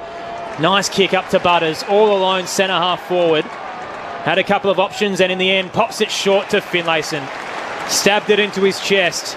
40 out, slightly right of centre. Well, it's almost getting embarrassing for the Giants at the moment. I'd like to see, and we don't have the numbers in front of us, I'm sure we can find it, but missed tackles. I'd love to see the percentage of tackles stuck for the Giants. Just too many broken tackles. Port Adelaide at the moment looking unstoppable, both in the scramble and when they go forward, they've got options, they can connect. And again, on that example, on that occasion, Finlayson just leading up at the kicker, no pressure on the kicker, and an easy connect. One of multiple power players to miss with illness last week. Looks fit and firing this afternoon. Hop skip as he crosses the arc. Finlayson on the left from 40, starts right and never comes back. Another blemish. 3 consecutive behinds for the power, albeit the Giants haven't scored at all this term. 9-7-61, plays 3 straight 18, margin out to 43 points. It's 12 consecutive inside 50s for Port Adelaide. Conceded the first 4, then got 12 in a row. Himmelberg plays on. Comes this broadcast side with another long kick. Big pack. Williams comes over the top. Cumming took it and then made a bad tackle after he was pressured and only sent the ball about 5 metres forward. Williams will take the free kick. So he's at left half forward for Port Adelaide. As Berkey just said, they have dominated this quarter. Sends it 25 from goal. Pal Pepper has the ball knocked away from him. And then Iden picked it up. Surely was taken high. Umpire said yes, he was. Willie Rioli, the offender. So some blessed relief for GWS. They will get out of their defensive 50. So it's this play now, Crossy. They've got to think their way through it. They can't just bomb it long because they're losing that contest on the wing. This is better. Couple of short passes through defensive 50. Finds its way back to Ash, who hands it wide to Haynes. Left half back, running out of room with Lord on his tail. Kicks around the body up to centre wing, intercepted by Marshall. Far from home, but great effort up against Taylor as he pushes up the ground. How did he mark that? He was back with the fly. He wasn't even looking at the footy. Marshall now, from true centre wing, heads up towards the arc. McEntee at the back, it cleared everybody. High bounce, Ash thumps it back towards the outer wing. Farrell went to ground, Kelly picks it up for the Giants, gave it to Taylor. Now Brown, in a bit of trouble, flung it out. Perryman tackled as he kicked it. Up towards the logo, Toby Green. Hit him on the chest. Wants to go, there's not a lot ahead. He hands it over the top to Kelly. Now Brown, wide. Riccardi, too far out to score. Kicks around the body. It'll sit up left forward pocket. Underneath it, Hogan. Big launch from Williams. Massive fist as he belts it towards the arc. Riccardi gets another go. Picks it up, check side on the boundary. Gee, that would be excellent if he's got that, and he has missed. Gee, that goal umpire was coming in pretty hot and heavy. In the end, a minor score for the Giants. 42 points the margin. As Port Adelaide with the quick exit to Burne-Jones at left half back. They spin the wheel, let's go again, but Burne-Jones forced to hold up. Pepper makes a lead, so he just drops it 25 metres down the ground, or less than that. Pepper now with the poise just to hold things up. Burne-Jones does the same thing, runs down 20 metres, takes it just in front of the interchange gates. Pepper obliges. So Burne-Jones now with the mark. Call to play on. Long with his kick. Haynes will come late, knock it away for the Giants towards the boundary line. Ash follows up. Pepper nabs him just inside the boundary line. Umpire says we'll ball it up just about where the arc of 50 meets that boundary line. Just the 3 disposals to this point in the game for Pepper, but it seems like a higher possession game than that. He's had a huge influence. So back into play.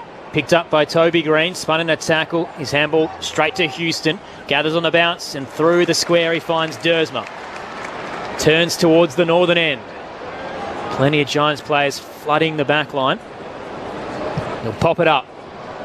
25 from home. Marshall gets a nice lead, but in front position was Finlayson. Held his ground and plucked it out of the air. Jeremy Finlayson a chance to kick his second after multiple misses in this second term. Well, it's interesting again looking at some of the numbers. The inside 50s, 15-5, so plus 10 in favour of Port Adelaide. The tackle count, 17-6, so plus 11 in favour of Port Adelaide, albeit that the Giants have won contested possession this quarter. But at the moment, Port Adelaide are just suffocating the Giants. Whenever they get the footy, they've got no time and space.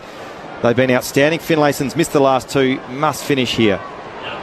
Down to the mark, 30 out. Low, hard, driving footy. Got it. And Finlayson has his second. He breaks the deadlock.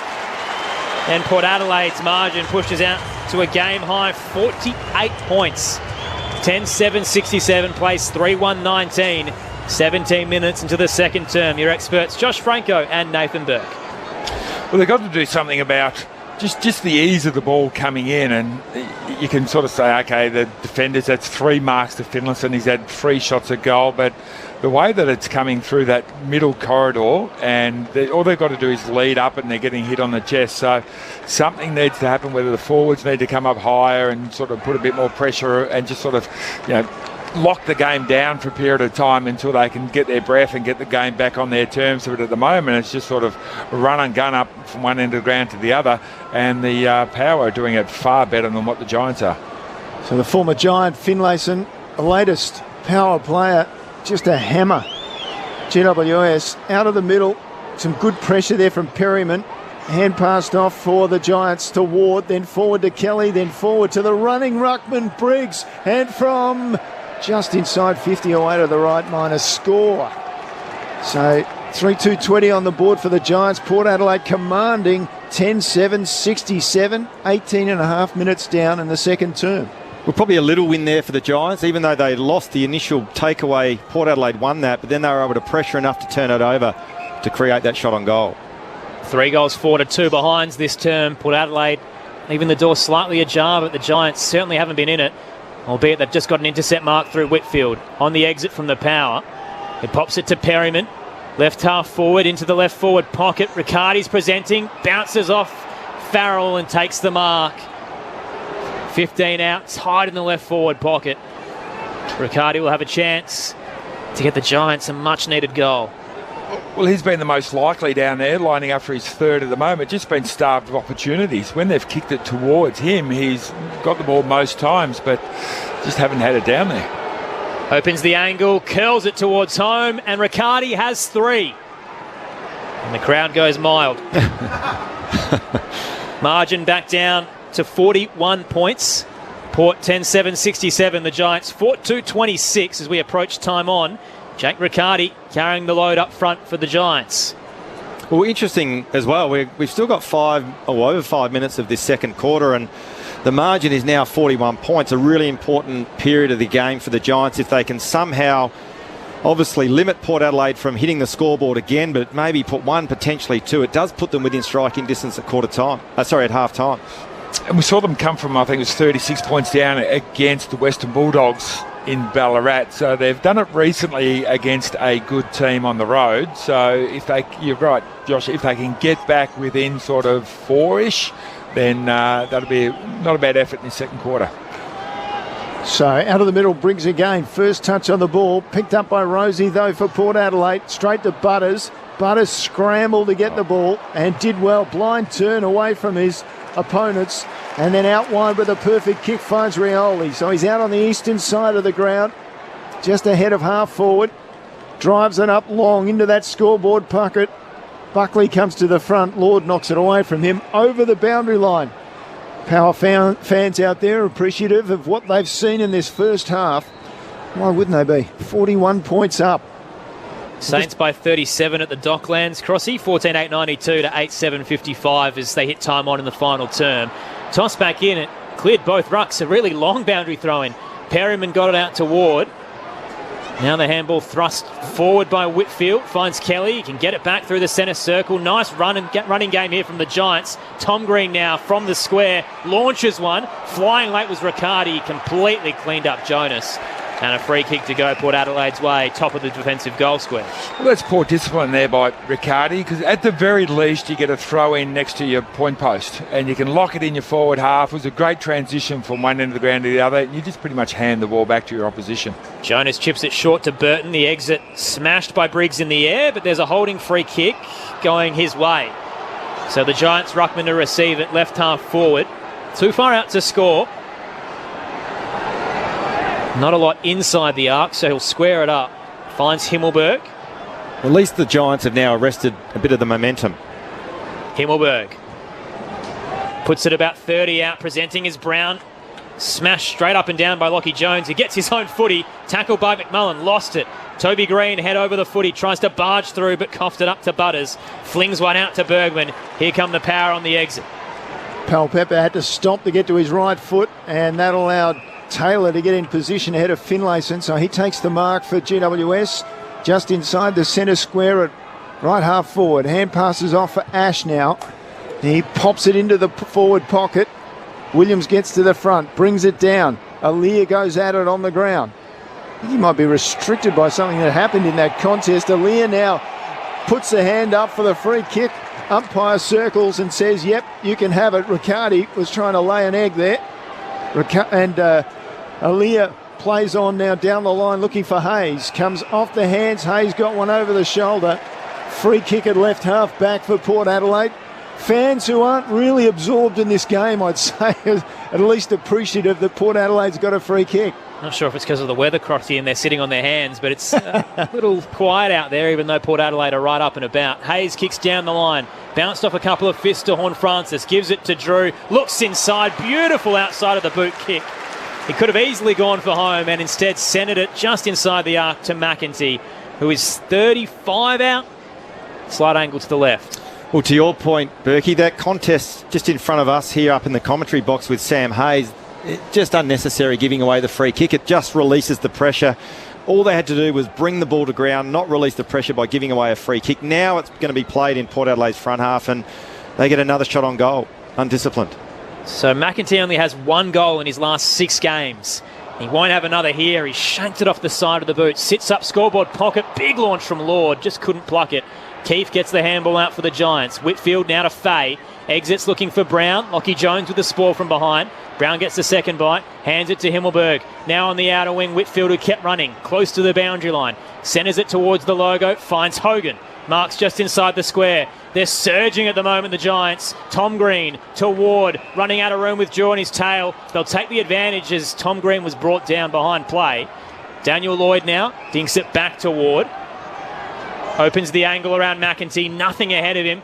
Skies it towards the goal square. Aaliyah floats across. Committed and landed straight on his head.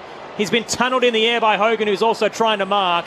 Port Adelaide had numbers at the back. Hayes takes the mark. And how has Aaliyah popped up there? He did a complete flip in the air and landed on the base of his skull. So Port Adelaide, meanwhile, got it out to the eastern side of the ground. Lockie Keefe flew for the ball, couldn't bring it down. Pal Pepper stands up like the bull that he is. Gave it off to Houston. Down to half forward he goes. Taylor came across. Was he pushed? Yes, said the umpire. Finlayson, the offender. So Taylor will take the free kick, the preeminent defender, you'd say, in the competition this year. Well, certainly in the past 6 weeks or so. I can't believe Aaliyah just bounced up from that. He has. It looked ugly. Meanwhile, Iden comes out of defence. They've switched it from that eastern side of the ground to Haynes now. On the broadcast side, drops it in short for Whitfield. You know, the Giants want to go. They just can't find a way to do it. Up on possession by 19, but just haven't hit the scoreboard this term, and the kick is poor from Whitfield. Over the head of Kelly at the back. Horn Francis wrapped up in a Lloyd tackle. They'll get a ball up closer towards the Giants' arc on the broadcast wing. They're trailing by 41 points, 10-7-67 to 4-2-26. In the ruck contest, Briggs with the double punch, trying to get it to Toby Green. He's got his head over the footy. Drew's wrestling for it as well, as was Tom Green. Ball up to come, still close to the boundary line. didn't favour either ruck. Briggs gathered on the bounce and flung it out in the Hayes tackle straight to Rosie, so Port Adelaide won't mind. His tumbling kick only finds Whitfield, who sold Iden into danger, and that'll take us into half-time. Port Adelaide with a dominant opening half. 10-7-67 to GWS's 4-2-26. Margin at 41 points. Goal scorers 3 to Bergman, 2 to Rioli and Finlayson. Singles to Burne-Jones, Lord and Marshall. For the Giants, 3 to Riccardi and 1 to Tom Green. Josh Franco and Nathan Burke, it feels like we're seeing the best of Port Adelaide once again. The 13-game win streak Port Adelaide seems to have returned. Well, we mentioned that pre-game, didn't we? We spoke about Port Adelaide's form over the last month. Even though they've lost the 4 games, they were terrific against Collingwood. They were terrific last week against Geelong. So it was there. They were undermanned last week. They've got some talent back into the side through the inclusions this week, and it's been an absolute demolition in that first half. And look, what I will say, thankfully, from Giants' perspective, is that Finlayson missed a couple of set shots. Otherwise, the margin could have been really, really ugly. And they did wrestle a bit of momentum back in that second sort of half, or the last 10 minutes of that second quarter, to at least go into the halftime break with some sort of, positive feeling that they are back in the game, at least from a momentum point of view. But as we said, from the scoreboard perspective, the game was getting away from them. Well, 37-19 inside 50s in favour of Port Adelaide. They're just dominating, and the good news for Port Adelaide, I think, is that they've got 6 goal kickers out of their 10 goals. We know Bergman's got 3. Probably didn't expect him to get that, but Marshall, Lord, he's got himself a goal. Rioli's got himself 2. He's been really lively. Burne-Jones has got 1. Pal Pepper didn't have a big first quarter, but he's got himself a behind, so he's having a shot. So every time it goes in, the GWS defenders can't afford to just sag off and target one particular Port Adelaide forward, because they're all dangerous. And when the ball hits the ground, they're swarming all over them, making them just sort of hack the ball back out again. They come straight back in again. So they've got it working both in the air and on the ground as a forward line, which is a really, really unbelievable unit. And around the ground, just the energy of Butters and Rosie and Horn Francis and these guys, the pace that they hit the ball at, it's really, really hard to stop, and it's just far greater than anything GWS can muster at this stage. They were better probably in the last 5 minutes of that quarter. Got some overlap run through the middle of the ground, which they hadn't seen. We hadn't seen that for pretty much the whole game. And if they can get it down to Riccardi, who's got himself 3 goals, well then it might be a bit of a chance to get back into this. But certainly I think they're going to be talking about their defensive efforts around the ground, certainly when the ball's on the ground. And we need a bit more tougher work from the likes of Kelly and Whitfield. They've got the ball enough. Kelly's had 14, Whitfield had 13, Tom Green's had 10. So they're getting their hands on it okay, but their defensive efforts around the ball, especially when it's on the ground, are just pretty much, that's where they're getting flogged. Yeah.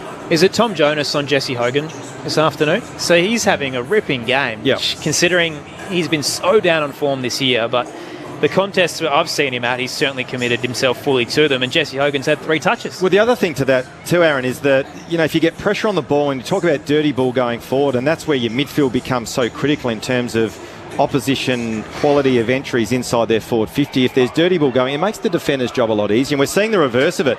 And we saw it in that first probably 20 minutes of that quarter. There was not a lot of pressure on the footy coming inside Port Adelaide's forward 50, and Finlayson taking uncontested lead-up marks at will.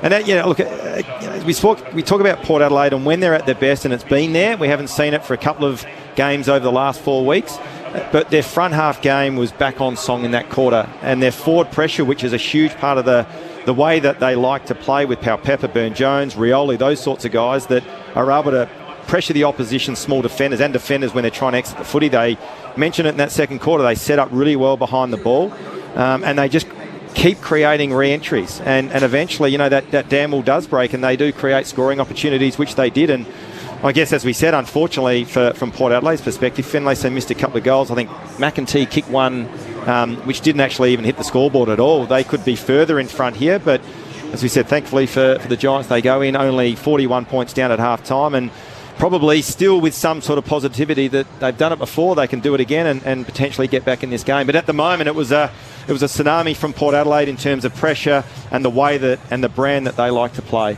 You'd be so frustrated if you're Adam Kingsley, Berkey, because we mentioned in the pre-game that it actually feels like the Giants list is right in that window. I mean, Cornelio's 29, Kelly's 22, Whitfield's 29, and Tom Green is a star at 22. But this is a mature, really elite group of 4 midfielders, and they're getting beaten by Butters and Rosie and Horne-Francis quite convincingly. It's not as even of a battle as we kind of envisioned. No, and I'm trying to think how they can get themselves back into this game. And I think the only way they can is if Port Adelaide drop off their intensity. Yeah. I can't see how they're going to start to outrun them or they're going to start outmark them in the forward line. And Jesse Hogan's going to suddenly come good and kick 4 in the second half or anything like that. Or who their small forwards besides Green, who's going to jump up and kick 4 goals. I just don't see it happening. And really, Kenny Hinkley, he's just got to keep his players hyped. And if they come out with that same intensity, well, then Giants have no chance of getting back into this game. Unfortunately for them, the third term is Port Adelaide's best statistically, so they have a chance to really close the door, and then we'll see what the Giants can do from here. But percentage is obviously such a massive factor for both teams. We're talking about the race for finals. Port Adelaide at the moment can't really make it into the top 2. They're just that little bit behind Brisbane, but it will come down to whether or not they could make it in there if they can get a big win here. And the Giants, meanwhile, they're certainly one of the lesser teams, just under 100%. So they need to avoid a big loss here. Well, the other thing from Port Adelaide point of view as well is that without obviously preempting the result, but Brisbane play Collingwood, I think, next Friday night. So based on form, you'd say Collingwood will beat Brisbane. Port Adelaide, the destiny in terms of finishing top 2, which is absolutely critical in the context of the season and the final series. They've got to finish top 2. Port Adelaide win the 3 games tonight and the remaining 2 contests that they've got. They give themselves that opportunity. So, but on the other side of it, you talk about the Giants and the list they've got. We spoke about it pre-game. They're jam-packed full of talent, but at the moment they're not firing a shot. And even to your point, Berkey, you look at a guy like Zach Butters, who's had 18 disposals and has been the absolute dominant player on the field. His ability with speed to get on that loose ball and set up Port Adelaide numerous times. It's almost at the point they've just got to shut him out of the game. But then you look at it and think, who have they got that can do that? He's had 18 possessions and he's going at 94% efficiency. And so he's getting the ball in space. And when he doesn't get it in space, he just drives his legs so fast that he eventually gets himself into space. And Rosie and these guys are just following suit. And what I like about Port Adelaide, their growth has been that last year they would have relied on Wines and these sort of players. Those guys can almost take a bit of a back seat now. And Ollie's had 14 possessions at 86%, and he's just trotting around doing what he does and doesn't have to carry the team on his shoulders. And when you get that, so I'd say that Wines hasn't dropped from what he did last year, just those guys have gone over the top, and that makes a huge difference for your season. And I reckon that's a really good point. And again, we talk about what we spoke pre-game with Port Adelaide's midfield. I must admit, from a person, maybe I'm biased because, being Port Adelaide, but I reckon they're the most dynamic midfield in the comp, and I wouldn't swap them for any midfield. When they're on song, as I said, they've got that really nice mix of some big bodies in the Horne-Francis and Ollie Wines and Willem Drew, but they've also got that speed through Rosie and Butters that can get on that loose ball. They can close time and space for the opposition. So when they're on, they're extremely hard to counteract. That's including Melbourne, Clayton Oliver, Petrarca, Viney. We saw them play, Melbourne a few weeks ago, and they had a terrific win here at Adelaide Oval, and they would, I wouldn't say dismantled, but on that occasion, they, Melbourne midfield lower their colours to Port Adelaide, led by Butters and Rosie. The thoughts of Josh Franco and Nathan Burke, your experts this afternoon in the Adelaide commentary box. It is Port Adelaide leading by 41 points over GWS, 10-7, 67-4-26. I'll give you a score check from the Docklands. I might as well give it to you now because it's full time. That St Kilda had their 12th win of the season.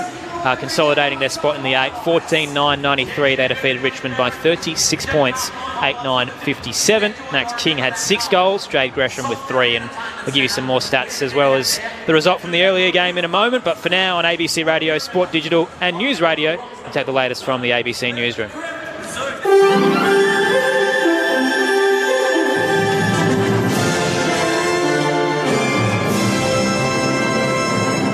Hello, this is ABC News with David Rowlands. The Matildas are soaking up a dramatic roller coaster quarter-final victory against France in the FIFA Women's World Cup. Chelsea Hetherington reports. The Matildas have arrived in Sydney to a hero's welcome after their 7-6 win in a nail-biting sudden death penalty shootout in Brisbane. These fans say it was incredible. Fantastic from all the girls. They did very, very well. Unreal. Ecstatic. I can't believe it. The victory sends Australia through to a World Cup semi-final for the first time, where England awaits on Wednesday night. Captain Sam Kerr thinks they can go all the way. We kind of are just riding the wave of the excitement, and we're playing some of our best football. A win will send them to the final, while a loss will mean they play off for third place. The New South Wales government says it will open up 2 Sydney stadiums as live sites for the Matildas' upcoming Women's World Cup semi-final against England. The Sydney Football Stadium in Moore Park and the Western Sydney Stadium in Parramatta will open to the public on Wednesday evening. Premier Chris Minns says it's in addition to dozens of existing live sites across the city. This is an opportunity to get behind this national side. I'm just saying to the people of New South Wales, you'll never get an opportunity probably in our lifetime to have such a massive sporting event on our shores, so don't miss it. Get behind the Matildas. Minister for Indigenous Australians Linda Burney has accused the Voice to Parliament No campaign of targeting multicultural communities with misinformation. Members of the Yes campaign have today attended the launch of the Multicultural Australia for the Voice in Melbourne. Linda Burney says the referendum is an opportunity to bring Australians together no matter what their background. We know it is fundamental to get the right message, the accurate messages out to the multicultural communities, because we know that many of them are being targeted by the No campaign with nothing short of misinformation. At least 89 people are known to have died in the Maui wildfire that razed the historic Hawaiian town of Lahaina, making it the most deadly US fire in a century. Officials warn the number of victims could rise significantly as forensic work continues to identify people. Hundreds remain unaccounted for, while many more fill shelters across Maui after fleeing the flames. Deanne Criswell from the Federal Emergency Management Agency has outlined the coordination efforts that are being put in place. We already have 150 people on the ground. There will be more coming. We have more search and rescue teams with more dogs that are going to be here over the next day or two. But we can't do this alone. We also bring in all of our federal partners. 4 youths have been charged following an alleged attempted aggravated carjacking in Melbourne's southeast on Saturday night. Zilla Gordon has the story. Police say 5 males and a female approached a stationary car in a fast food car park on the Nepean Highway in Cheltenham at about 7:45 on Saturday night and allegedly produced a knife and an imitation handgun. A struggle ensued with the male driver, and the 20-year-old was taken to hospital with non-life-threatening injuries, including a slash to his arm and a puncture wound in his back. The teenagers fled the scene empty-handed and were arrested nearby a short time later and are assisting police with their investigations. 2 were released from custody without charge. 4 teens will face the Children's Court at a later date. To rugby league, and the Storm have thrashed Canberra 48 points to 2 in Melbourne. The home side scored 9 unanswered tries in a dominant display that keeps them in 4th spot. Meantime, Raiders veteran Jared Croker has announced his retirement from the sport. Chloe Hart has more. The Raiders legend walked into a team meeting on Thursday to quietly announce his retirement from rugby league. The centre will call it quits at the end of the season, a player who ranks among the club's all-time greats, Laurie Daly, Ricky Stewart, Bradley Clyde and Mal Meninga. Croker didn't play today against the Melbourne Storm but has recovered from his hamstring injury and will be back for the game against the Canterbury Bulldogs next week. Croker has 15 seasons and 305 games to his name, but says at 32 years old his body has had enough. And in AFL, Hawthorn has claimed a 3-point come-from-behind win over the Western Bulldogs in Launceston. The Hawks trailed until midway through the third quarter when a 6-goal streak saw them take a 1-point advantage heading into the final change. The result means the Bulldogs' position within the top 8 remains on rather shaky ground, with 6 clubs now separated by just 4 points in the middle of the ladder. ABC News. You'll always find top drama on ABC iView. Show me what you got. Always intriguing with The Messenger and Smother. I don't know who to trust anymore. People think I'm a psycho. Always dramatic with Vandervalk and In Our Blood. She really doesn't like you. The world needs beautiful things right now. And always different with In Limbo, Bay of Fires, and so much more. I'm back for an encore. A surprise holiday. You'll always find the best drama. Happy. Streaming for free on ABC iView. Grandstand AFL. Now streaming every match on the ABC Listen app. Look for the AFL button. Whitfield brings the ball in onto this broadcast side. Big punch back inside 50. Burne-Jones snaps and gets a goal. Nice spoil late from Taylor. Gathered by Rioli. Snaps scoreboard pocket. It's curling. Magnificent finish. And he lets the crowd know all about it. Willie has two. Plenty of Giants players flooding the back line. They'll pop it up. 25 from home. Marshall gets a nice lead, but in front position was Finlayson. Out of the mark, 30 out. Low, hard, driving footy. And Finlayson has his second. Left half forward into the left forward pocket. Riccardi's presenting, bounces off Farrell and takes the mark. Opens the angle, curls it towards home, and Riccardi has three. The crowd goes mild. The 2023 AFL season. On radio, ABC Sport Digital. and now streaming on the ABC Listen app. There certainly hasn't been a lot to cheer about for the few Giants supporters in attendance here at the Adelaide Oval. It has been Port Adelaide's afternoon/evening. They're up by 41 points after leading by 27 at the first change. 10-7-67 to 4-2-26. They've dominated around the stoppages. They've dominated inside 50 and defensively, and there hasn't been a lot to spruik for Adam Kingsley's men. Miles Bergman with 3 goals, Jeremy Finlayson and Willie Rioli with 2 each. So currently it's 10-7-67 to 4-2-26. Aaron Bryans and Neil Cross with you to call the action. Your experts, Josh Franco and Nathan Burke with Jack Becchetta downstairs. Earlier today we saw Hawthorn upset the Western Bulldogs in Hobart by 3 points in the end, and as you might have heard through the news, it does leave the Western Bulldogs in a precarious position. They're just inside the 8 and they will likely stay there if the result or the margin stays the way it is here at the Adelaide Oval, but they are on equal wins with GWS and Essendon, obviously with 2 games to come. And it was led by Hawthorn's young midfield brigade. Jai Newcomb in his 50th game, 40 disposals and a goal. James Warple had 25 and a goal. Will Day had 24 and a goal. And Carl Amon on the outside, 32 disposals and a goal. I mean, half the players out there had a major. There were only 2 multiple goal scorers in Ugle-Hagan and Lobb, but Hawthorn certainly felt like the better team for the afternoon, and a late resurgence from the Bulldogs nearly snatched a win, but it wasn't enough. The middle game that's just finished at the Docklands, St Kilda defeated Richmond by 36 points, 14-9-93 to 8-9-57. They led the entire game. Max King had 6 goals to his name. Jake Gresham with 3. The best for the Tigers, Bauer and Baker with 2 in terms of leading possession getters. Jack Sinclair had 33. Isaiah Wanganeen-Malira had 27. And Rowan Marshall, probably best on ground, 25 touches, a goal and 20 hit-outs to his name.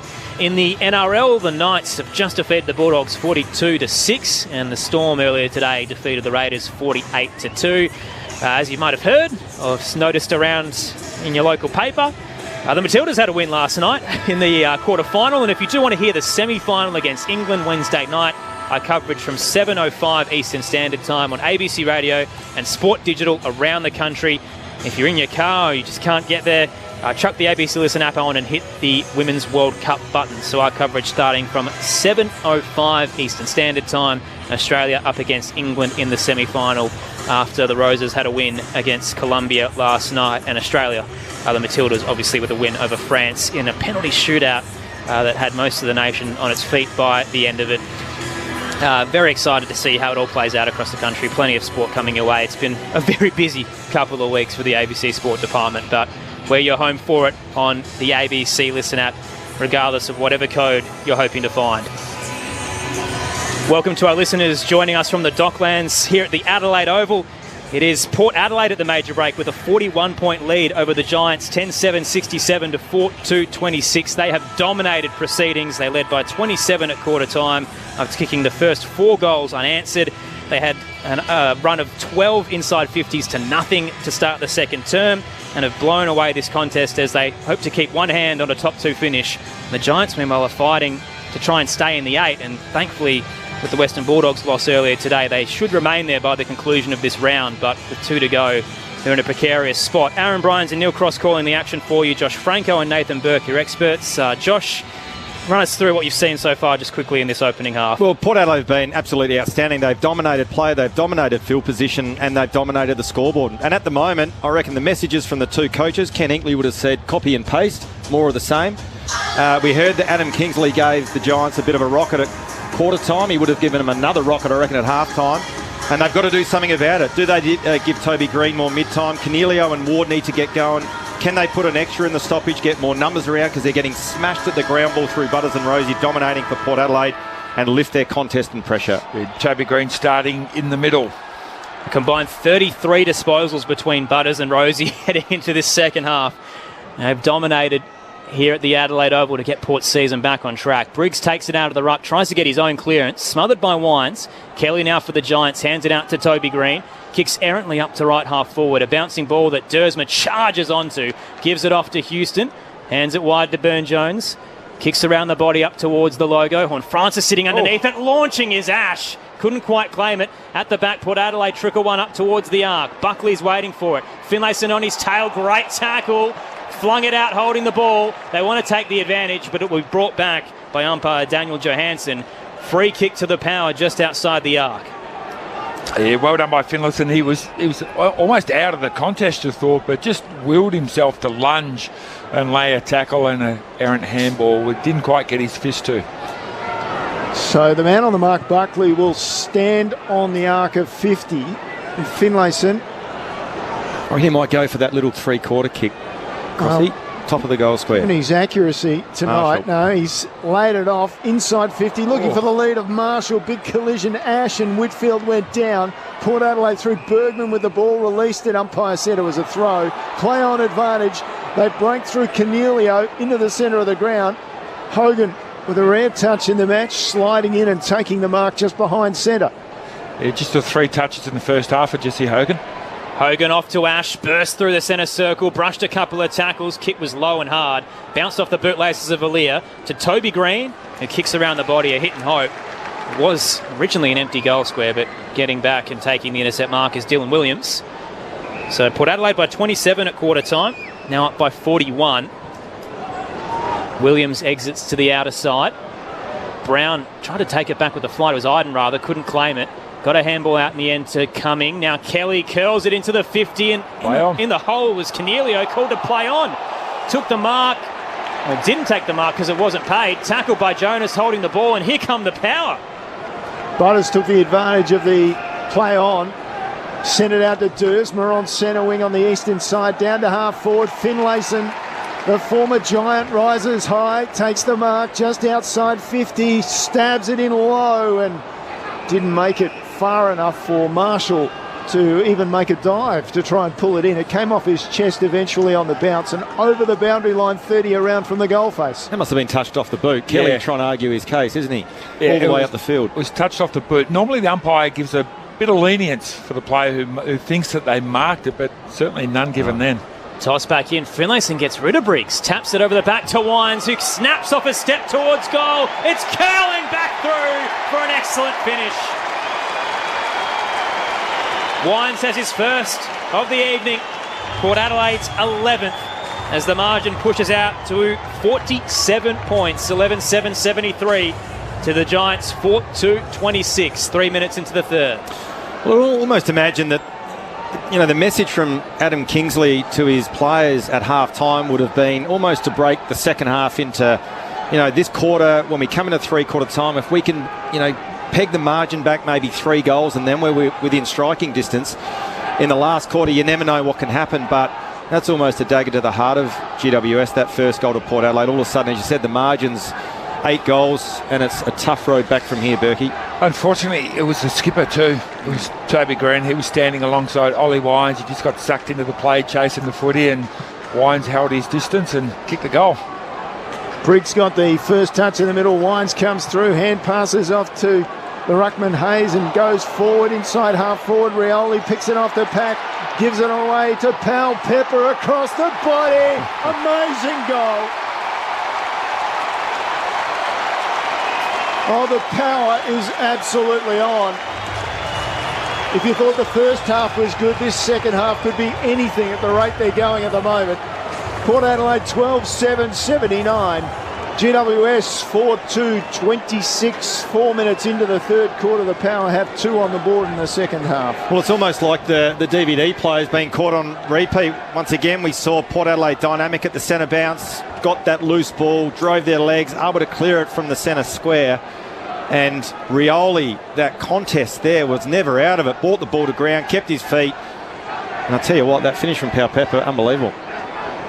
Not a huge game in terms of output possession-wise, just the 6 disposals, but he's been dynamic in terms of pressure and, again, hit the scoreboard on that occasion. Port by 53 points. Game-high margin. In the middle, Hayes wins it down. Rolls past Butters, who gets it anyway. Pulled it out of the hands of Cumming. Uses the Shepherd to break away on the outer side. Heads into the left forward pocket. Lord launches, just couldn't quite pluck it. Spilled to Whitfield. Hands it to Ash. Around the body exit. Not sure who it was going to. Dersma sits in the hole, waiting back. Takes the intercept mark and then squares it up. Houston too far out to score. I blame the GWS forwards there. The defenders did really well. Got the ball outside 50, but none of them were there to give him a hand. Houston loads up. Bit too high for Finlayson. And at the back, Briggs takes the intercept mark in front of Marshall. So just outside the top of the goal square. And now there is a 50 metre, I think. And I'm not sure it was anything. Must have been off the ball. So Briggs comes down just inside the centre square. Quickly takes his kick. Finds Ward. Ward inside with his hand pass straight away to Whitfield. Running was Ash. He's at the front end of the square now. He goes all the way to full forward. Going back, Aaliyah smashed it through as Brown came over the top to try and take the mark. Minus score for the Giants. Their first of the second half. Trouble is, Port's already got 2 added to their score. And it's a 52-point margin in favour of the Power. Burton short to Houston in defensive 50. Text line if you want to get in touch, 0437 774 774. Houston up towards the logo broadcast side. Hayes gets a fist on it just inside the square. Taylor trying to paddle it to his advantage, but he's beaten by Marshall far from home. Gives it to Wines. Now Horne-Francis arches the back, heads into the right forward pocket. In space, Finlayson broke away from Buckley and takes the mark. 10 metres out, 45-degree angle to the right. And once again, just the drive of the legs from Ollie Wines, not something that he's probably renowned for. Just created that overlap run, composure with ball in hand, and Horne-Francis, that was a centimetre perfect kick. This is an absolute gimme for the left footer in Finlayson now. Just has to open the angle, takes a step, doesn't quite get it in the end. That's your fault, Josh. Yeah, I shouldn't have said that. Catches the belly of the ball, and it's a minor score on the left-hand side. Port up by 53. 12-8-80 plays 4-3-27. Well, I can't see anything different that GWS are trying from what happened in the first quarter. If anything, Port are dominating even more. Yeah. Whitfield plays on, but to no avail. It's going to come back again. Burton high inside 50. Ball comes to ground. Buckley bursts through. The hand pass away to Green, and now it's come to Whitfield. All by hand. Whitfield looks centrally. That's a pretty good kick. Cornelio does well to trap the ball. He's got support. One of them that he asked to do the running was Briggs, the ruckman. Then it went to Ward. Ward sends it inside half forward, and coming out Aaliyah to grab, but an intercept right at the top of the 50, and Aaliyah will get up eventually. Terrific pressure there from McEntee just to affect that kick. Aaliyah the intercept mark, but the pressure was done and the damage was done from McEntee in the centre. So Aaliyah looks to switch across defensive 50. It's a cold, miserable night in Adelaide. Not the best of crowds, but very one-sided. Dersma takes the mark. Crowd or the game? The crowd, I mean both. Every time the Giants score, you can hear a pin drop. Dersma popped it to Jonas, who's probably had his best game of the season so far, up against Jesse Hogan. Kept him to very quiet, 3 touches. Short to Lockie Jones, over the top. Finds Wines, just forward of left half back. They're just controlling the footy at the moment. No real urgency with a 53-point lead. Wines now. Spears it down the line and turns it over to Perryman, who broke away from McEntee. Now he heads into the corridor, finds Fay in the centre circle, hands it to Cornelio. Powell-Pepper's chasing, so he'll give it off to Kelly. On the Logo broadcast side, he'll retreat in the end. He ran out of room. Hands it back to Himmelberg, then Iden. Short pass, just the required 15 to Ash. They've had the ball in the corridor a lot this quarter, but they haven't been able to get it inside 50 in any great shape or form. Nor this time. Ash forced to go long, and Aaliyah takes it on the chest. Just no contest there from Hogan. Aaliyah drops it in short. That was dangerous. In fact, it was more than dangerous. A terrible kick. Wines butters up on the ground, gives it away to Rosie, then Aaliyah, and then Aaliyah kicks it outside defensive 50. Coming and trying to meet it was Himmelberg. Couldn't take it. Ball falls to Horn. Francis steps around one, gives a look away hand pass, misses McEntee. Picked up by the GWS through Himmelberg. His hand pass poor as well. Now Drew's over it near the boundary line on this broadcast side. Fay picks it up immediately, swamped. Ball to go in the air. Don't replay that particular section of the match. Good call. Some uncharacteristic errors from the Power. They won't mind with the margin at the moment.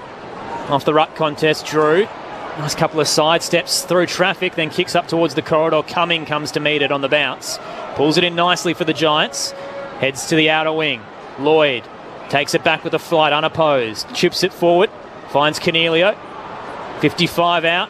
He'll pierce it into the arc straight to Ollie Wines. Hogan did present, but Wines was in front in the hole. And another intercept mark for the Power and defensive 50 as he'll head to left half back. Wines finds Dersma close to the boundary line. He'll head up to the defensive edge. Here's Rosie against Ward. Plays on and races around him with ease. Hands it over the top to Farrell. A bit less time than he thought, but got boot to ball as it heads up towards Rioli, and Perryman did well, or did he? Knocked it over the boundary line with an arm over his shoulder in the end, so the free kick goes his way. The Giants have it right half back, kicking to the northern end in this third term. I actually thought it was front on contact initially from Perryman, but Rioli just the arm over the shoulder. So Perryman forced to kick down the line, sends it high. Briggs somehow it got out to Iden, hand pass over the top, finds Lloyd, goes inside 50 long with his kick, Fay's out the back, takes the mark at the top of the goal square. So easy, uncontested mark. Sent out the back was Fay. He'll have an opportunity to convert from maybe 8 metres out where the man on the mark stands. One of the few times they've had a free player inside 50 and the ability of the ball to get the long deep to the goal square. Josh Fay, a Queanbeyan product, has no trouble with that. Kicks a goal, his third of the season. The Giants' fifth of the evening. It's been a long time coming. 5-3-33 plays Port Adelaide 12-8-80 on Grandstand AFL. It's the third term. 12 minutes down on your experts, Nathan Burke and Josh Franco. Well, even though the Giants haven't been able to make any inroads in terms of the scoreboard, at least from a statistical point of view, the game's a little bit more in the balance. Inside 50s this quarter, 7-all. The contested possessions, Port Adelaide +1, and the tackle count 5-3 Port Adelaide's way. So at least statistically, they've sort of evened it up a little bit without the margin blowing out too much. So the Power in the Tribalt Guernsey tonight, as we've touched on, last time they wore it back in 2003 as their clash strip. One of the men who wore it to 2 pre-season premierships, I should say, is Adam Kingsley, the opposing coach tonight. So a little bit of history overlapping. In the middle, Keefe won it down for the Giants. Tom Green wrestling for the footy, beaten to it in the end by Hayes, who kicks errantly up towards the arc. It's bouncing for Burne-Jones. Had Himmelberg on his tail, so he slaps it for Powell-Pepper. Trying to get the footy. McEntee now drives his head in. He's wrapped up by a couple. Ball up to come 25 out. What's your memories of the strip when you think about it, Josh? I must admit, it's the pre-season game. Yeah? Yeah, the Wizard Cup and the Ansett Cup Grand Finals. Not sure what year they were, though. Would have been 102, maybe? I think by 102, yes. Tossed up, Keefe slapped it straight to Powell-Pepper, hands it over the top, and Burne-Jones can just walk it in. It's a procession for the Power. Darcy Burne-Jones has 2. Margin back to 53 points. 13-8-86 to the Giants, 5-3-33, 13 minutes in. On the text line, Grant and Kerry say they're heading to Geraldton. Go the Power, great call team. Well, we'll put it out there, seeing as this game is starting to lose a little bit of life. Port Adelaide win this, they're locked into the top 4 with Brisbane, Melbourne and Collingwood. Can you see a team outside of that winning the flag? Can you see Port Adelaide winning the flag? Let us know. 0437 774 774. And again, on that occasion, Pal Pepper was just electric, wasn't he? He's powerfully strong. The GWS defender, I couldn't quite see who he was on, but didn't get enough body on him, allowed free run at the footy, and when he's running with full steam, he's very, very difficult to slow down, Pal Pepper. Difficult to tackle, and a good give over the top for an easy goal again, which has been probably the story of the night for the Power. Ball goes down in the middle. Ruckman negate each other. Hayes follows up, just belts it forward. Keefe, who's been thrown in there, gets it for GWS. Off to Whitfield, wide with a kick near the interchange gates. Mark pulled down there by Brown. Arcs around on the right foot. Gets his player in Burton in the air and then decides to go really short to Cumming, just the legal distance. Cumming now still at left half forward. Inbounds he comes and sends it high inside forward 50. Over the back, Hayes with a hand pass off to Farrell, twisted in a tackle. Never released it, umpire said. That's okay. McMullen was the tackler there in game number 1. He will remember it, but for all the wrong reasons, perhaps. Tossed up, Keefe won it down to Hogan, gave it to Tom Green. Cornelio, 10 metres out, snaps, and has his first of the evening as the Giants pip one back. End-to-end footy at the moment. They're trading blows back to a 47-point margin. Port 13-8-86, the Giants 6-3-39. Hasn't been the best of nights for Cornelio, but he stood up in this term with 5 disposals and now a goal to his name, Josh Franco. Absolutely. And again, just looking at the replay, just lost Houston in the traffic. Cornelio just smart, just sort of spun around him. And again, got a nice little handball and a really good finish. One of the few times, as you've said, they've looked dangerous at stoppages inside their forward 50. Yeah, they've won 3 clearances this quarter and they've kicked 2 goals from those clearances. But just stoppages in the forward line. We saw Port Adelaide. It was Pal Pepper who was the most active. He was the one on the move, running through, making something happen. And again, Cornelio then, he was the guy on the move, running through, making something happen. And for all those people out there, young kids listening, want to know how to be a good forward line player, well, just get on the move, make something happen like those 2 players did. Again, Ruckman negate each other. Butters fighting hard for Port Adelaide. Drew was in there, got it to Rosie, flipped it over the top to Butters. Spatman and Robin operating again, and long it goes, and too strong again. Pal Pepper just stood up. Perryman went to ground. Pal Pepper takes the mark, 25 out, slightly to the right. Again, another example of Port Adelaide just too dynamic, too fast in the scramble, and the handball from Rosie, you just got to admire the skills of these blokes and how they're able to find the free amongst traffic and in traffic, as Rosie did on that occasion. Unbelievable. He is fleet of foot, but also of mind. Yeah, isn't he? He's just he reacts quickly. Pal Pepper comes in and is astray. Shoots from 30 metres out, slightly to the right, hooks it to the left for the minor score. Might make some problems for his side in later games, but not this time. 48 the margin. Game high was 53 earlier in the quarter. Whitfield exits out towards Himmelberg, right half back out of side. Kicking to the left of your radio dial, the Giants up towards the pack. It was a little bit too hot for Riccardi. Lear got the spoil. Kelly there to meet it, and he's wrapped up and has scored it over the boundary line by Butters, who has been everywhere so far this contest. Butters and Rosie picking up where they left off from Cardinia Park. This midfield certainly pushing Port Adelaide closer towards a trip to late September action. Tossed back in, Hayes won it down looking for Drew. Had Toby Green on his tail, dumped him in the tackle, lost control. Play continues. Bergman charging onto it, Kelly behind him. Spilled out to Fay for the Giants, uses Josh Kelly. Now Haynes, around the body, at right half forward. It just creeps inside the arc. Boyd got a good launch, couldn't pull it down. Spilled, Riccardi to Fay. High ball back into the 50. Another fly from Cumming, just beat him in the air. At the fall of the footy, Iden trying to force it forward. Cumming retreats with a handball just outside the arc to Whitfield. Centres his kick. He spots Brown in the hole and hits him. 30 out straight in front. Callum Brown will have a chance for his first of the evening. Terrific play there from Whitfield, wasn't it? Didn't panic, had composure under pressure. Had Port Adelaide defenders coming at him, but was good enough in traffic and numbers in front of him to spot his teammate, and in the end took an uncontested mark. Decent year for Brown, 13-7 in front of the big six. He had 2 last week. certainly developing as one of their tall targets. He'll kick from 35, leaning back, nonchalant, nice finish. Another one for the Giants, back down to a 42-point margin, 13-9-87, placed 7-3-45 as we approach time on in the third. On the text line, Joe in Win Chelsea is wondering if Collingwood and Port Adelaide will be the grand final matchup. Matt in Midland says no one from outside the top four can win.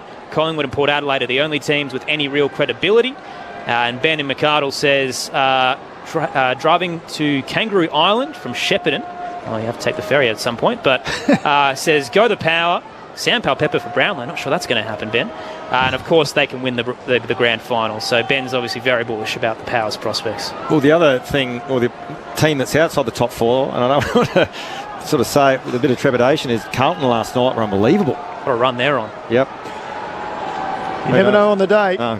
When it's a grand final or a final, any side can win. Out of the middle, Butters with a block and then slipped a hand pass to Horn Francis. Taken in a tackle, shrugged it off, went to ground, got the hand pass out. Here's Rosie, skips around, does a blind turn. Of course he does. Drops at 25 from goal. Palpepper got rid of his man. Ball came to the front.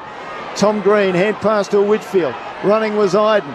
Outside defensive 50, Cornelio. Another hand pass wide for Ward. Took a half a step, just got the kick away in time. McMullen in his first match takes it, runs wide, and then tries to hook it over the shoulder, goes into the forward pocket, but going back easily and taking the mark was Aaliyah, the intercept mark specialist for Port Adelaide. Pops it short to Dylan Williams, still in defensive 50. As the sky starts to darken here in Adelaide. Chilly conditions. Decent crowd though. It'll be around the 30,000 mark again. He exits, long ball to the outer side. Crunch Marshall right into the back of Ward, and he's very sore. Meanwhile, it's spilled to the back. Hayes to McEntee. Now Butters at centre half forward. Turns straight into Whitfield. Had to get away from him. Darting and weaving. Squares it up towards Drew, who marks on the arc. Marshall is still down in the hands of trainers behind play. He ran straight into the back of Ward. Almost crunched him to his own detriment. Willem Drew is lining up for the set shot here. So the angle 45 degrees to the right. Man on the mark, 50 out. Drew instead pops it into the right forward pocket, straight to Sam Taylor, who is in front of the contest, and takes the intercept mark for the Giants. Forced to go back. Best and fairest in All-Australian last season. Sends it down the line. Brown flies in the pack. Comes to Tom Green, hand passes off to Brown. Got around one, got the hand pass back inside. Toby Green forces through a couple, over the head with a hand pass. More hope than anything. Port Adelaide with numbers. Wines has it, he's slung to ground. Didn't get a disposal out. Umpire said it was off the ball. Umpire said that's a free kick. And it will go to Tom Green, who took Wines down. So we go down to Jack McKenna on the boundary. Todd Marshall has shaken away the Port Adelaide trainers, but as you can imagine, their doctors are looking very, very closely at that vision. Had an issue last week in Geelong as well. Todd Marshall, he had to be checked for a head clash. And Ollie Wines just tagged Toby Green as well in that last contest. Tom Green heads up towards the arc for the Giants. Lockie Jones, front position, went through his hands. Fay got the crumb. Heading into the arc, Haynes launches, couldn't quite reel it in against Bergman. For the footy, McMullen gathers, snaps on debut, can't finish. Minor score, margin down to 41 points. 13-9-87 Port Adelaide, GWS 7-4-46. 22 minutes into the third on ABC Radio, Sport Digital, News Radio and the ABC Listen app. He should have done better there. Haynes should have really taken that mark and had a set shot from 25 metres out. McMullen looked lively when the ball hit the ground, but unfortunately couldn't get his first. So Houston comes out to this broadcast side off the pack, straight over the boundary line. McMullen, the 5th debutant for the Giants this season. I tell you what, coming into this match, I looked at the stats. The teams as they named, the Giants were taller, heavier, almost a year older, and had 2 games more experience on average, and yet they've been absolutely towelled up by Port Adelaide. Ball comes back into play and then over again as Tom Green couldn't take clean possession. Hit that throw in just outside the 50. It's Port Adelaide by 41 points. Bit of a lull in the crowd at the moment as it's tossed back into play. Briggs front position, got the double slap down, straight to Drew though, he hands it to Horne-Francis and breaks away. Kicked a little shallow footy on the bounce, picked up by Rosie, but Ash wraps him up immediately. Nice tackle to hold things up and force a ball up in the centre square. You need to be on your toes as a opposition defender against Port Adelaide because they break out of the stoppages just so quickly. The voice of Hall of Famer Nathan Burke made the trip over the border for this big game. It was supposed to be a thriller and hasn't really played out that way. Butters from the stoppage handed it straight to Cornelio, gives it to Toby Green, who marches into the arc, heads for home, and the skipper finishes with class. And maybe, just maybe, the Giants are still in this. They've kicked 3 of the last 4 goals. Margin down to 35 points. Port 13-9-87. GWS 8-4-52. 24 minutes into the third term. Well, they've made, as I said, slight inroads into the margin on the scoreboard when it was all Port Adelaide in the first half. And Toby Green was one of those players we spoke about at half-time that needed to start to get going. Just the 14 disposals, kicked his first goal. He's running at disposal efficiency of only 43%, but he is a player that's a game breaker and can change momentum and can hit the scoreboard. So, good result for the Giants. They're still, 6 goals down. It's not untenable, but you never know. It's 36 points midway through the third against Western Bulldogs in Ballarat and came back and won, and it was Toby Green pretty much inspired that. Keep listening, fans. You never know. Out of the middle, Port Adelaide. Rosie bursts forward, finds Butters. Butters takes the mark, handballs off to Horne-Francis, around on the right foot, hooks it back. Ha ha! What's going to happen in this match? Goal for Port Adelaide. And at the 25-minute mark of the third term, Port 14-9-93, GWS 8-4-52. The Power just reinforcing their power. Well, the Giants, they hit the cross-court forehand and Port Adelaide returned with the one down the line, didn't they? Just brought up the chalk, the reply from Horne-Francis. As we just spoke about, probably 30 seconds ago, Giants potentially still within striking distance. That's, again, almost one of those where you have momentum, you don't. You capitalise on the scoreboard. The margin all of a sudden now is out to 41 points as it was at half-time. And, yeah, again, it's tough from here. It's 8 goals, 4 direct from stoppages for Port Adelaide tonight. That's a pretty impressive effort. A lot of them come straight out of the centre of bounce too. 41-point margin once again. High bounce in the middle. Briggs takes it out of the ruck. Finlayson didn't fly. Won't matter. Gave it straight to Rosie. Now winds over the top to Drew. Another entry for Port Adelaide. It's low, it's hard. Marshall presents. Just knocked out of his hands. Cumming was there, bursting onto the footy. Gave it to Himmelberg. He's running out of room. Tried to get it back to Cumming, who fumbles over the boundary line. Still inside the arc for the Power. It's just a classic example of what the Port Adelaide forward line does to you when they're on song in terms of pressure. They create perceived pressure. They force the turnover through perceived pressure, and the fumble as Cumming did on that occasion.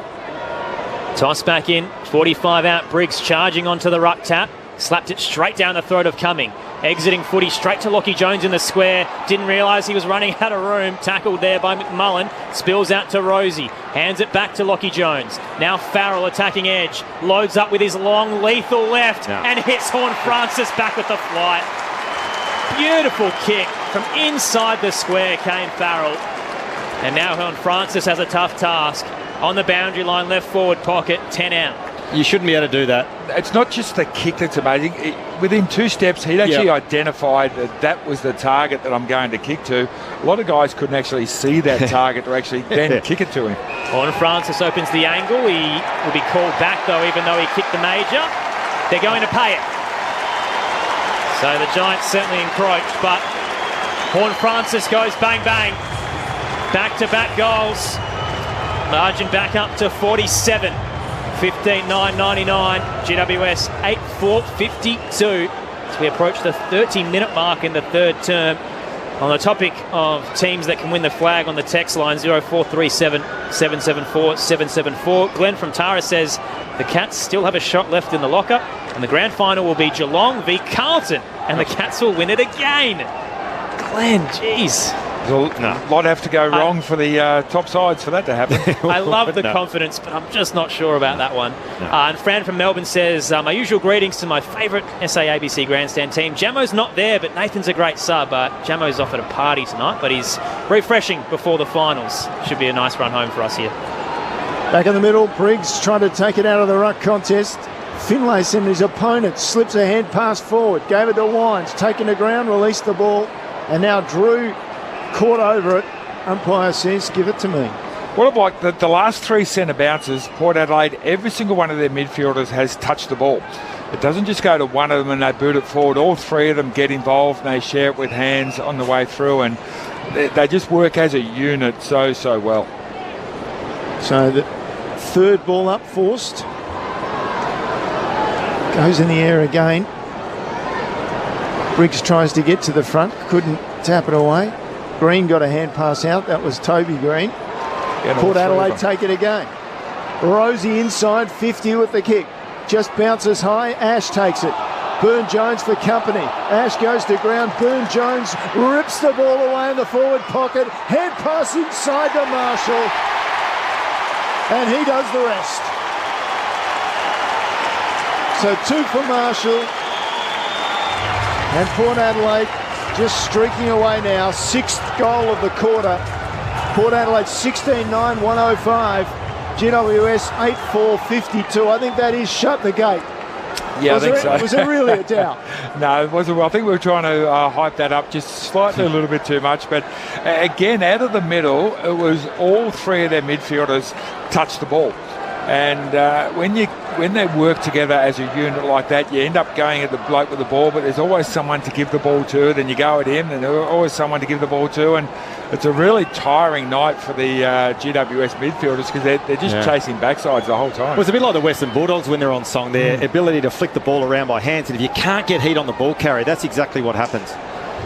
And you're right, Berkey, they're totally in sync at the moment, the power mids. The thoughts of Josh Franco, Nathan Burke. Port Adelaide raised the bat for the 8th time this season. Out of the middle, though, Briggs with a nice clearance. Hands it off to Cornelio. Beautiful ball inside 50 to Fay. Giants get a chance to answer one back. Man on the mark will be 40 out. 45-degree angle to the left. Centre bounce. Shots on goal. Port Adelaide have had 5, 3 goals 2. GWS 2 goals 1. They've had 3 and lining up for their 4th shot on goal from CB. Big numbers. Talked about how important this percentage is and that the Giants don't suffer a blowout loss here. Currently on the live ladder, they've just dropped below Essendon, down to 98%.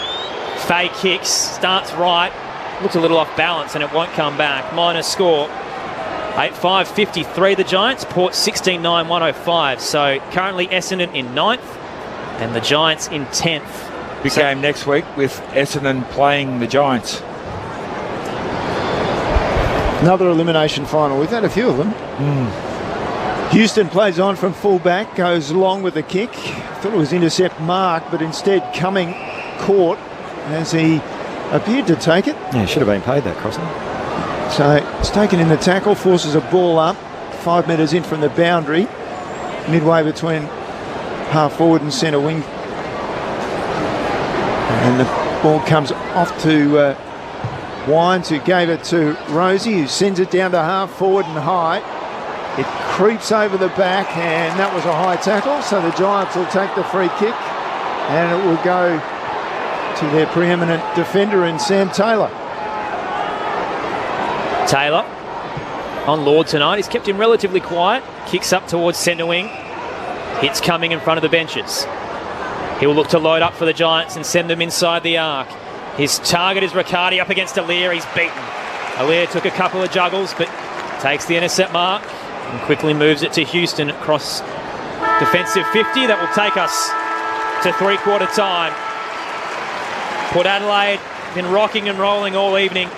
Despite a little small scare there from the Giants, the margin is pushed out to 52 points, 16-9, 105. For GWS's 8-5, 53. Goal scorers heading into the final term. Bergman with 3, 2 to Burne-Jones, on Francis, Finlayson and Marshall. Singles to Palpepper, Wines and Lord. For the Giants, 3 to Riccardi. Singles to Brown, Fay, Tom Green, Toby Green and Stephen Cornelio. 52 points the margin as we turn for home. The conclusion of round 22 on ABC Radio, Sport Digital, News Radio and the ABC Listen app. This is Grandstand AFL. Hey, it's Declan and Lavender from Sport and Spice, where the chat is well seasoned. Spicy even. Every week we keep you in the loop with the juiciest and most important and sometimes most ridiculous sports stories around. We also chat to plenty of amazing athletes along the way. I actually got kicked out of school last year. But down here, it is a real fight with rugby league and AFL. I mean, I'm a bit worried. I don't want to cop it too much. And I think if you're not a part of it, you should have FOMO. Sport and Spice. Find it on the ABC Listen app or in the podcast store under the Best of ABC Sport. Grandstand AFL. Now streaming every match on the ABC Listen app. Look for the AFL button. Toss back in. Finlayson gets rid of Briggs. Taps it over the back to Wines, who snaps off a step towards goal. It's curling back through for an excellent finish. Rioli picks it off the pack, gives it away to Powell Pepper across the body. Amazing goal.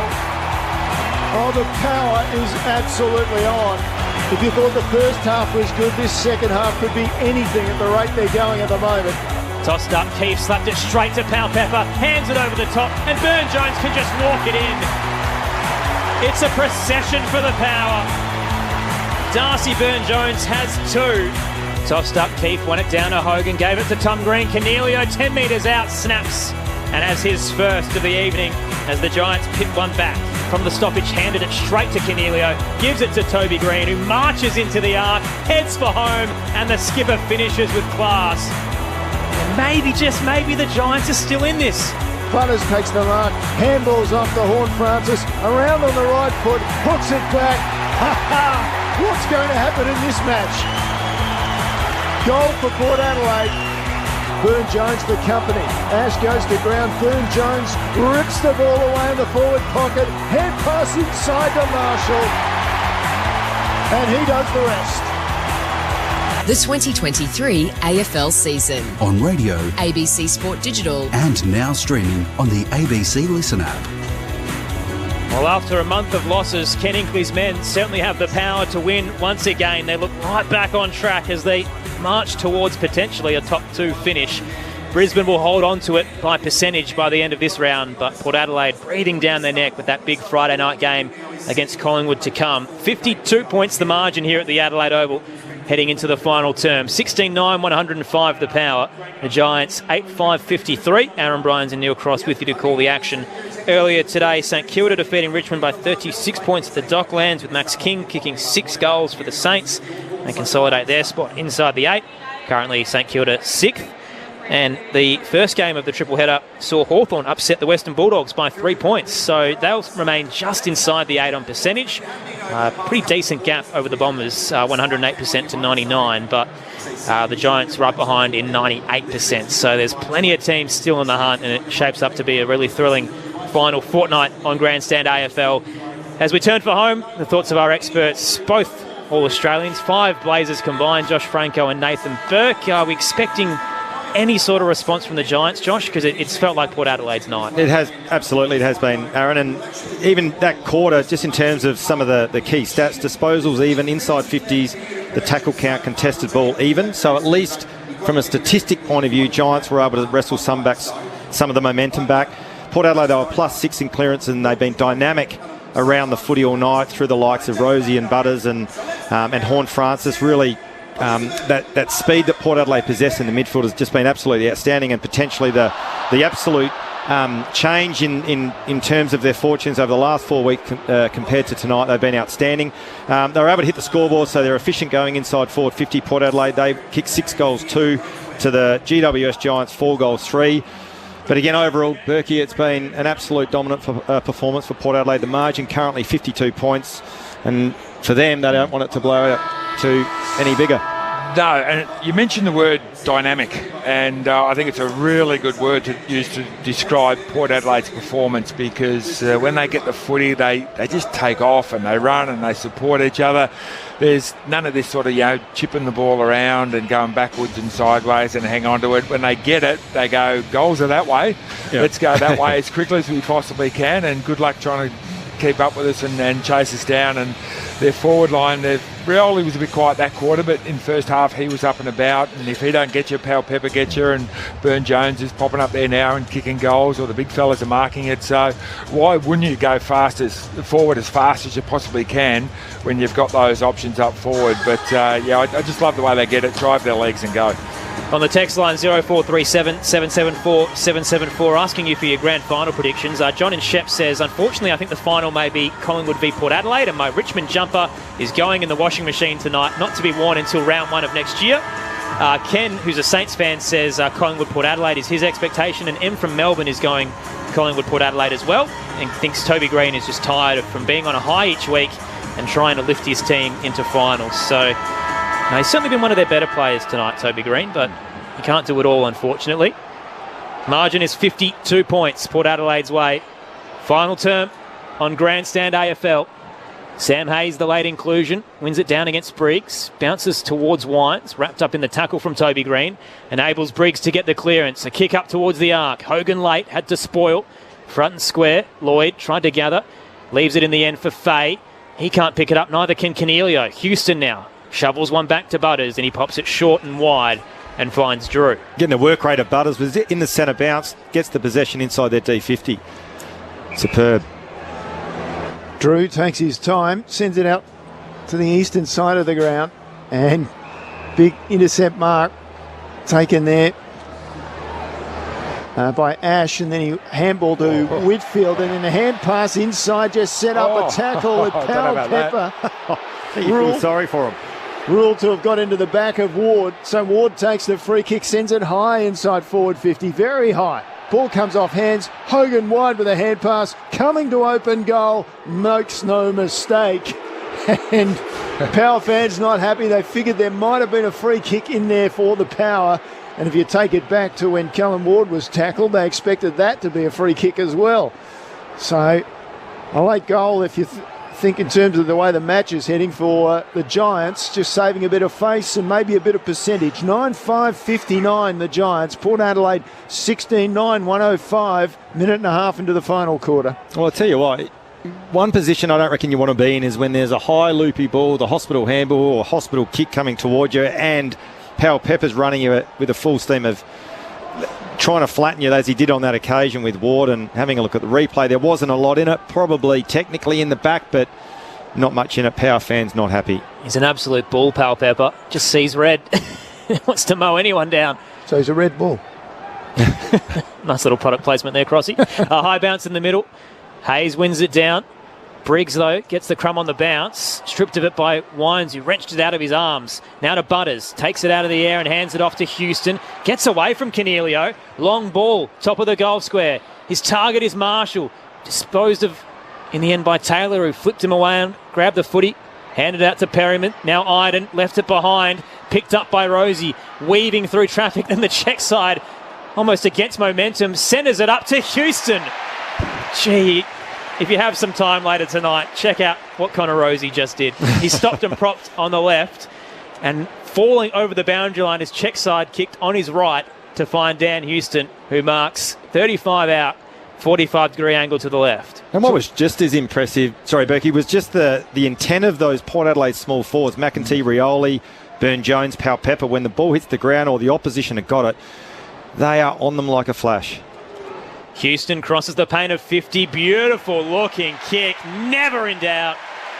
And the Power answer back. Margin back to 52. And Port Adelaide have 11 individual goal scorers. 17-9, 111 to the Giants. 9-5-59. 3 minutes into the final term on Grandstand AFL.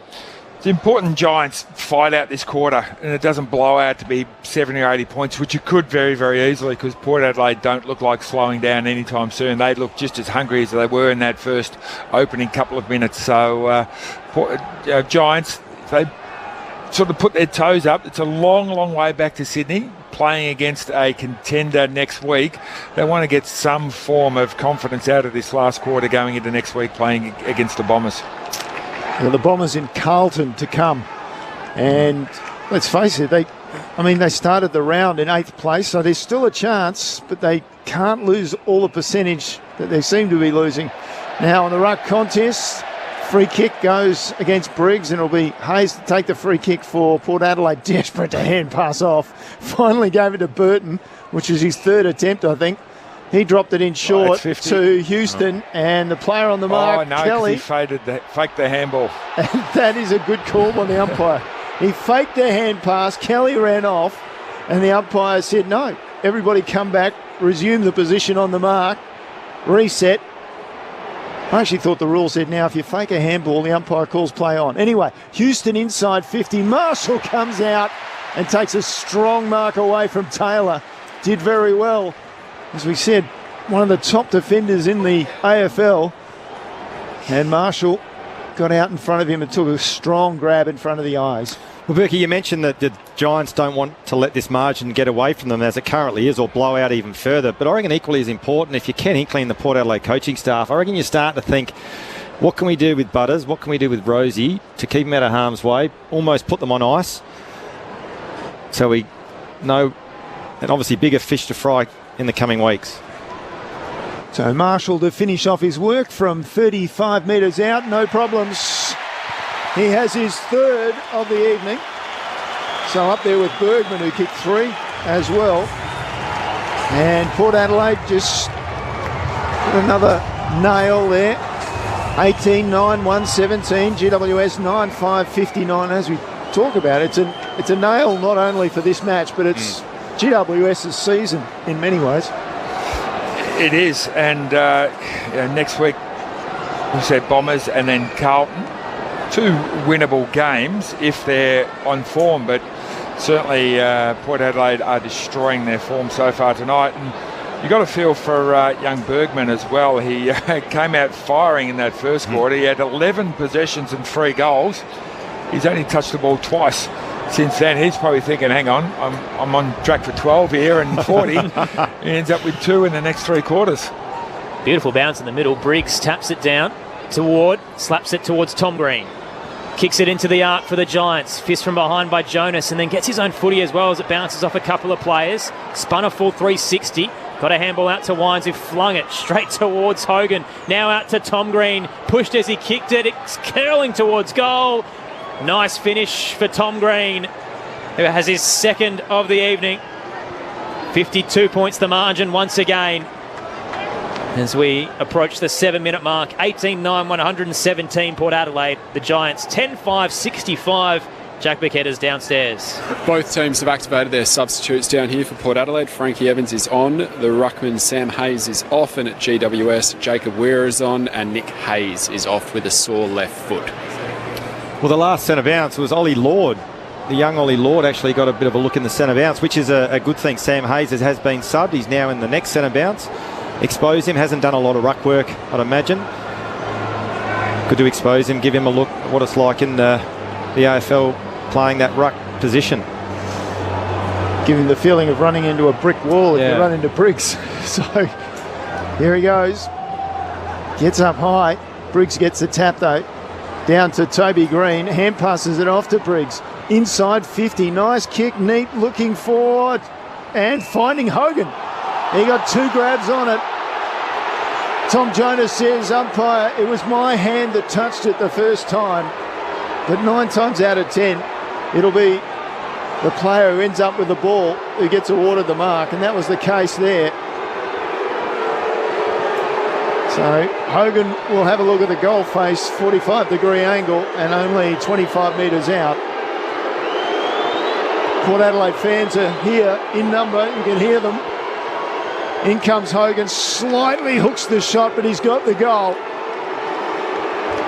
So a little bit of goal for goal in the final quarter. Third of the quarter for the Giants. 11-5-71, trailing Port Adelaide 18-9-117. 8 minutes down in the final quarter. Your experts on Grandstand AFL, Nathan Burke and Josh Franco. It's another goal straight out of the centre bounce. They've done that okay. They've also been scored against the other way, but I think that was Toby Green getting his hands on the ball and then handballing the ball off to the ruckman. I normally don't advise handballing the ball to the ruckman at any stage during the game, but that was a pretty good effort by Briggs. He's got some good skills on the run for a big fella. Well, Port Adelaide 4 goals 2 from centre bounce. GWS 3 goals 2. Briggs is the number one clearance ruck in the game, and he averages 15 touches as well. Certainly redefining the modern ruck. Cleared both of the ruckmen this time. Tom Green gets it out towards Toby. He heads into the arc. Williams presenting first. Got in front of McMullen. Gathers on the bounce. Kick was a little long for Bergman.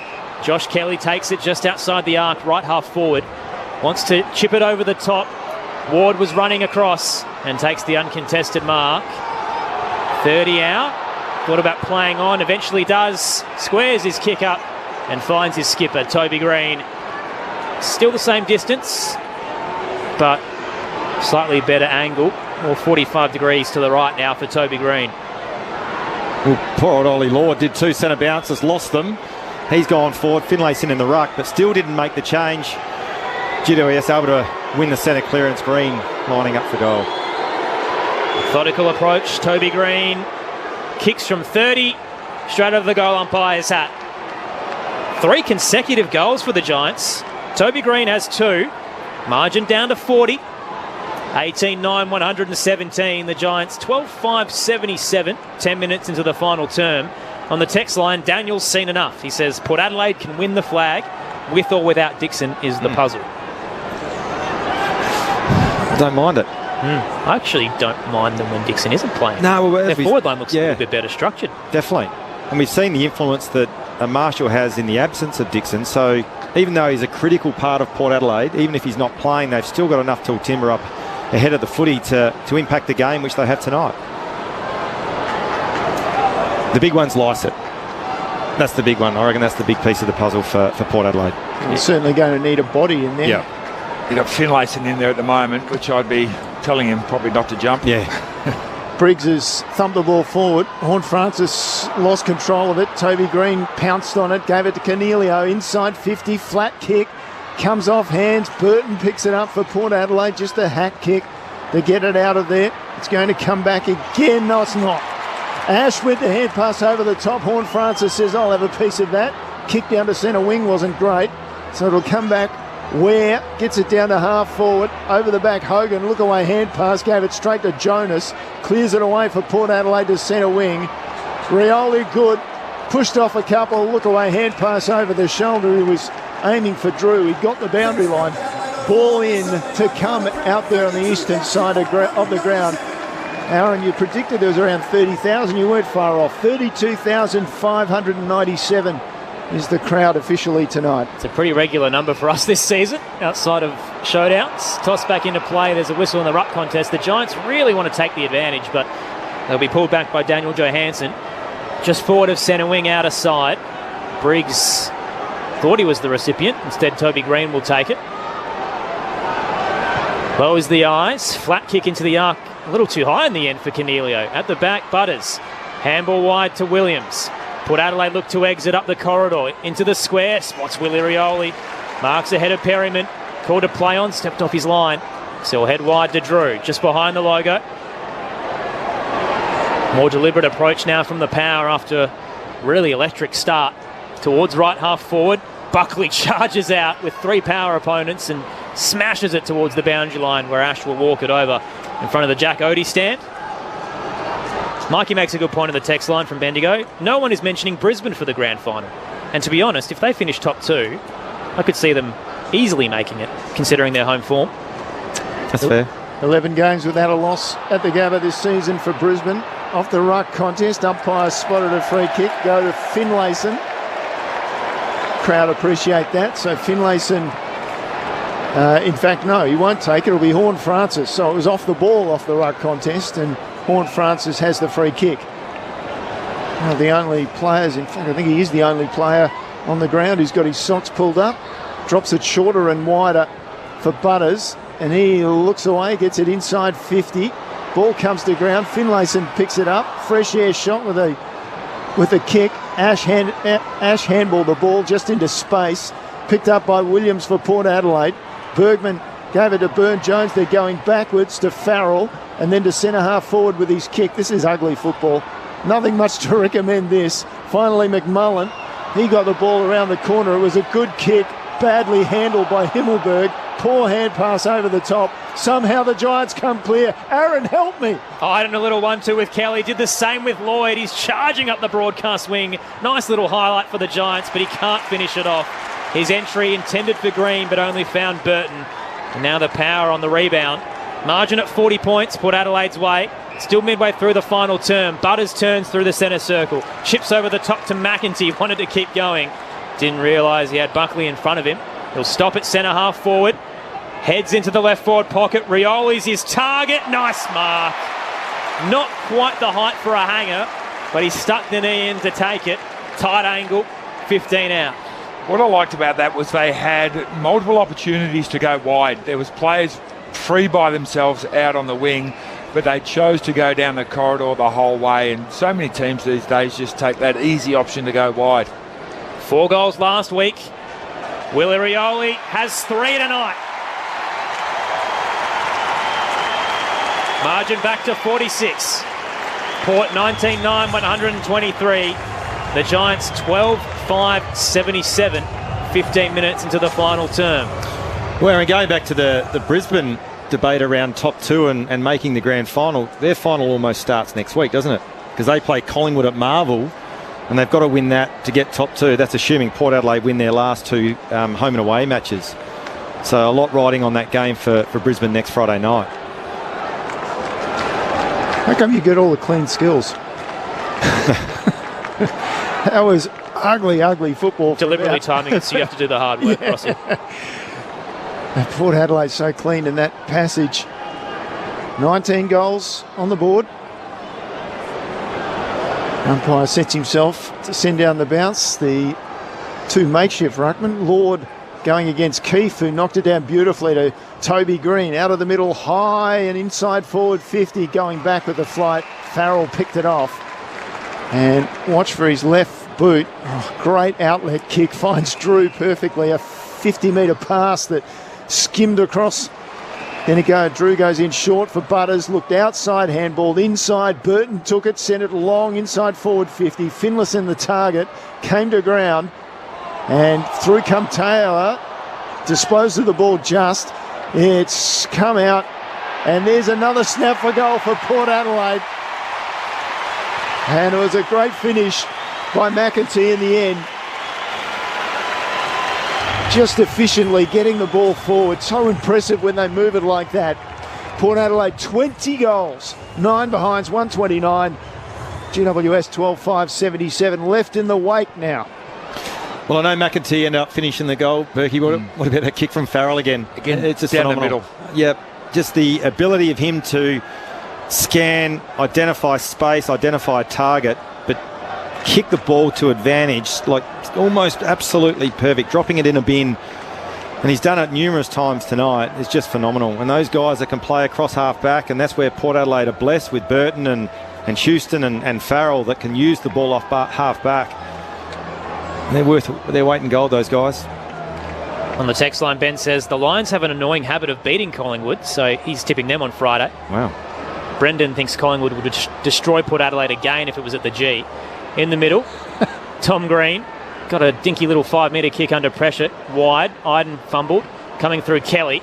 Kicks it up towards half forward. Fay becomes the tackler on Williams and holds things up 55 out. Giants attacking half. 52 points the margin. Tossed up. Ward gets the clearance. Round the body, Kelly didn't know where the ball was dropping. It bounced out of him. Fay was there, though. Handed it back to Ward. Cornelio slapped it in the path of coming, but he left it behind. Cornelio dives in, almost try-like, and Bergman's on top of him.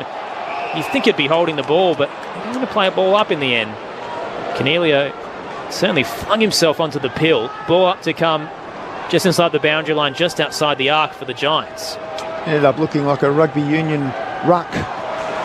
Off the ruck contest, that time Port Adelaide dominant again. Horn-Francis gave it to Houston, and then Powell Pepper almost pulled in a one-hander. Himmelberg on centre wing took it away. Gave it to Iden, and then off to Ward, then long inside 50, standing at the back, just taking a one grabber was Burton. Then looked around at the umpire and said, okay, what do I do now? So Burton just easing his kick forward. just drops it into space. Lockie Jones with the mark outside defensive 50. Hand passes off straight away. It was Horne-Francis who came through, gave it to Finlayson. Finlayson in board. They're just changing the angles. Near the front end of the square, it's Houston. Houston inside 50 with his kick. Burne-Jones on the lead. He doesn't get to the contest. Comes off the contest to the front. And we'll get a ball up. And it's about 35 metres out from goal in the left forward pocket for Port Adelaide. Quick ball up, Lord front position, won it down, straight to Horne-Francis, brushes the tackle, snaps from 20, Jason Horne-Francis. Take a bow, young man. 3 goals tonight. 58 points the margin. 21-9, 135. The biggest score Port Adelaide's ever put on the Giants, who are currently 12-5-77 as we approach time on in the final term. Josh Franco, Nathan Burke, your experts. Really liked Horne-Francis's game tonight. He's had 24 disposals. As you said, kicked 3 goals. He's had 510 metres gain. And the thing I've really liked about it is just his ability to drive legs. He does make very good decisions with ball in hand. Probably the only one chink in his game at the moment is sometimes he can turn the ball over by foot, but he has been dynamite for the Power tonight. Hugely influential. And as we said, 3 goals. He's just so dynamic around the contest, and he goes to a stoppage thinking, I'm going to get this ball, I'm going to get it, I'm going to work hard, I'm going to get it, whereas other guys, they're there because they have to be there. Yeah, looks every bit a number 1 pick, doesn't he? He was number 1. And there he is again, just snapping the ball out of the air after it was socked forward by the Giants. So Port Adelaide get the break. Out wide was the kick to Dersma. He comes slightly back into the corridor. Farrell drops it short, right into the centre of the ground. Burton with the mark. Flares it out wide. There's Horne-Francis again. Goes back with a flight and takes it ahead of the charging Himmelberg. 48 from goal, 45-degree angle. Well, how'd he get over there? He was on the other side of the centre square just a second or two ago, and he just read where that ball was going, shot from one side to the other side. Now he's having another shot for goal. So they certainly haven't lowered their work rate in this last quarter or put the cue in the rack at any stage. It's been a big night for Port Adelaide. Well and truly back in form on this evidence. Horne-Francis out to the right, booms a long kick and sneaks it past the post on the wrong side for a minor score. Crowd was all ready to erupt, but they didn't. 21 minutes down in the final quarter, 59 points the margin in favour of the Power. Fremantle and Richmond to come on the run home for Port Adelaide. Long exit comes from Whitfield. A good mark, front position, the only man who went for it in the end, Brown. Looking for some options, doesn't really know what to do. In the end, he'll launch it to switch. It's going to sit up a long time in the air, but in the end, Ware gets there, the sub. Kicks through, centre wing on the outer side, finds Riccardi. No one on the mark. He can go if he wants to. Low ball up towards the arc, slips straight through the hands of McMullen, who landed awkwardly as well. He's very proppy on that left leg. Might be cramped for the young fella. He's grabbing at the back of the knee and hobbling his way into the arc as it rolled over the boundary line. There's a trainer going to come chat to him, but he's running away. Toss back into play. Margin at 59 points. Briggs looked to tap it, left it in the end, or missed it. Straight to Finlayson's face. Bounced to Wines. Kick down the line, cut off by Brown. Hands it off. Iden rather little 1-2. And then Iden sends it inside 50 to Toby Green, who marks 45 out. 45-degree angle to the left. Toby has 2. Now looking for 3. McMullen coming off the ground now. At least he's breaking into a decent jog. Yeah, I think it's cramp. So Toby Green, the consolation prize for the Giants. Green lets it go from 50 and across the face for a minor score. Speaking of Toby, he's at the moment, I believe he is 5th in the Coleman race. Obviously Charlie Curnow and Taylor Walker quite far ahead, but he's around the mark to finish 3rd up against Nick Larkey and Jeremy Cameron. Here come the Power quickly out of defensive 50. Already on centre wing, Bergman takes it, booms a long kick. Buckley going back, took the intercept mark for the Giants just inside his defensive 50. Hand passes off to Himmelberg, goes to the corridor. Ash with the mark. Still inside defensive 50, the Giants are attacking that cathedral end of the ground. Poor kick from Ash, turned it straight over, gave it to Horn Francis, who didn't have any target forward, so he just propped the ball back, popped it back to the skipper and Tom Jonas. And he's on the logo on centre wing on the eastern side. He goes further back to centre half back, or the back end of the centre square. Aaliyah with the mark, drops it right into the centre of play, and Finlayson has it. He's had a good last quarter. Down to half forward. Lead up from Wines, called to play on. Goes inside with a kick, low and hard. And Iden knocks it away outside defensive 50, picked up by Jones. Back to Dersma, pops a kick inside 50 again. And again, intercept mark taken by Buckley for GWS. It's one of the few times they've just got a little bit fancy, a little bit overdid the ball there. That should have been top of the goal square. So the live ladder percentage, the Giants remain down on 98%, one behind the Bombers, so they're in 10th. Port Adelaide at 111. Brisbane in front of them in the top two on 123. The Giants head up the spine. Cornelio marks, hands it off to Himmelberg. Through the square he goes to half forward. He's looking for Lloyd, spoilt away from him by Wines. Charging through Ash. Breaks away from a couple and then hooks it up towards Ward. Ran out of room with Bergman, so he hands it off to Tom Green. Loads up from 60 all the way to the goal line, and Riccardi marks. After an excellent opening term, we haven't seen a lot of him since, but Jake Riccardi has a chance for his fourth. It's a tight angle in the end. Yeah, hasn't had a lot of opportunity come his way, but 4 goals from 10 kicks is not a bad effort. Riccardi converts for his fourth. And I was going to say an equal career high. He actually had 5 earlier this year. So 4 for him. Moves the Giants to 13,684. Port Adelaide 21-10, 136. Still got 4 minutes to play here at the Adelaide Oval.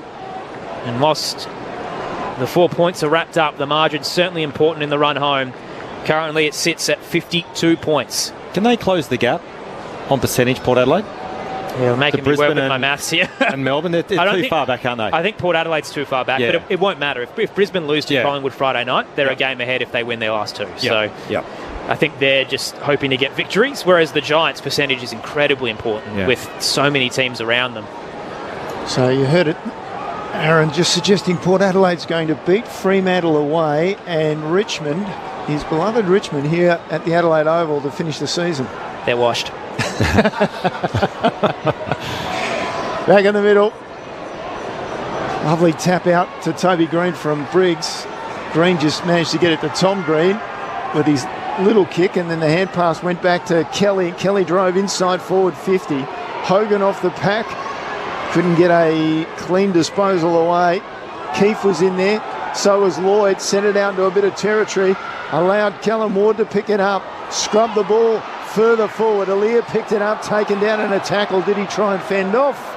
No, said the umpire. Right forward pocket at that River Torrens end of the Adelaide Oval. We'll get a ball up about, 20 metres around, 25 metres around from the goals. Hasn't been great footy the last 10 minutes, has it? No. Briggs wins it down. Drew head over the footy, got it out to Finlayson though. Curls it around the body out of defensive 50. Whitfield could have taken the intercept. Instead, double fist to Ward. Nice kick as he enters the arc and finds Tom Green close to the boundary line.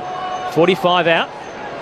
He's certainly stood up in this final term, Tom Green, and he's about to kick his 30th, or have his 30th disposal. It'll be his 11th kick of the night. Green centres it up in the end to the goal square. Front position, Toby Green. Couldn't claim it, spoiled away. Farrell tried to gather, fumbled. Rosie picks it up, rushes the exit, found Rioli. It was a hit and hope, but it worked. He's just inside defensive 50 with the Rioli, but Port Adelaide have some time to compose themselves. The margin at 52 points their way. It'll snap a 4-game losing streak. Certainly silence some of the doubters. And they still have some star power to come back in. Houston, awful kick. Not sure where he was trying to go with that. Only found Lloyd. Taylor rather. Centre wing in front of the benches, who heads up towards the arc. Lockie Jones front position with the spoil. Only found Briggs. Gave it to Hogan, who thrust it out with an awkward-looking handball, if you want to call it that. And Toby Green's tumbler, a minor score on the right-hand side. Margin at 51. GWS moved to 13-7-85. Port Adelaide 21-10-136. Listener makes a good point on the text line. Melbourne was celebrated a week ago. Cracking game against the Blues, but unfortunately lose. And now not really in that discussion. And I think that showcases the top four is quite strong this year, that you could make a case for any of them. And Port Adelaide's victory tonight will ensure that they, Brisbane, Melbourne and Collingwood are in that top four. So Port Adelaide through Burton ultimately. Get it out to centre wing out on the eastern side, off the hands and over the line for the throw-in. So very much the dying stages of this game. Port Adelaide led by 27 at quarter time, 41 at half time, 52 at three-quarter time. Currently stands at a 51-point margin. Off the ruck contest, Toby Green and Callum Ward involved, and then the hand pass for Tom Green. Then he had to release it, and he was being dragged to ground and handballed it out. I don't think he cared where it was going. The umpire said it wasn't sufficient intent as the ball went over the boundary line. Yeah, I don't know about that one. So it went to Butters, who dropped it short to that combo, the real deal meal combo with Rosie, and Rosie goes long to half forward. Marshall launched himself in the pack, couldn't quite claim it, and off hands it rolls out in front of the Gavin Wanganeen stand. 32,597 in attendance. Shot of Josh Carr on the screen, who reports is staying at Port Adelaide, which is why the fans are up and about. And the rumblings are Ken Hinkley has a 2-year deal in front of him ahead of finals. From the boundary throw-in, Green ducked his head in and was clotheslined. No whistle. Comes out to Dersma inside 50. Marshall is target. Taylor keeps him out of it. Big thrusting fist from Himmelberg. Finds Whitfield. They'll take the advantage. There was a whistle off play. Whitfield heads to the outer side. Presenting Kelly. Turns. Centres up towards the logo. Wide. Very wide of Tom Green. And bounces straight to Houston. Back to Finlayson, then Farrell. Chips it to Butters. Attacking edge. Turns into the arc. Finds Marshall. Third bite. He couldn't claim it. Good effort from Taylor. Spills back to Burton. He tries again and finds Burn-Jones, who marks 48 out. Tightest of angles. Right forward pocket. Actually haven't minded Burn-Jones' game. He's had 16 disposals, lining up for his third goal. He's been quite influential, and once again one of those smaller Port Adelaide forwards that do apply immense pressure to the opposition. Burn-Jones chips it rather short in the end and finds Connor Rosie. This would be a nice way to cap off his night. Disposal number 29 coming. He can become Port Adelaide's 12th goal kicker.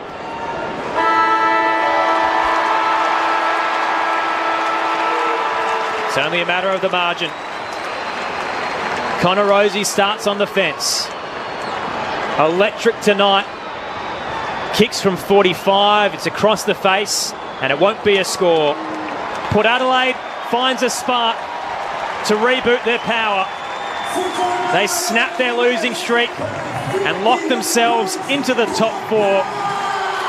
Their premiership chase and top two hopes certainly back on track. Winners by 51 points, 21-10-136 to the Giants, 13-7-85. We got the power to win, power to roll, come on. Port Adelaide aggression, we are the power from Port. It's more than a sport, it's the true Port Adelaide tradition. We'll never stop till we're top. There's history here in the making. We got the power to win, we'll never give in till the flag is ours for the taking.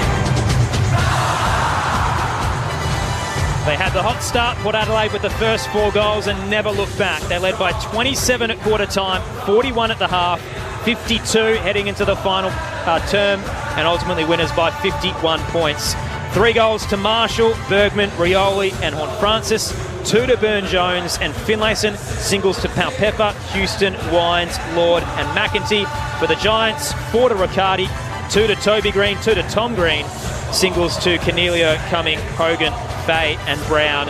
Butters with 34 disposals, Rosie with 29. Port Adelaide back on the winners list by 51 points.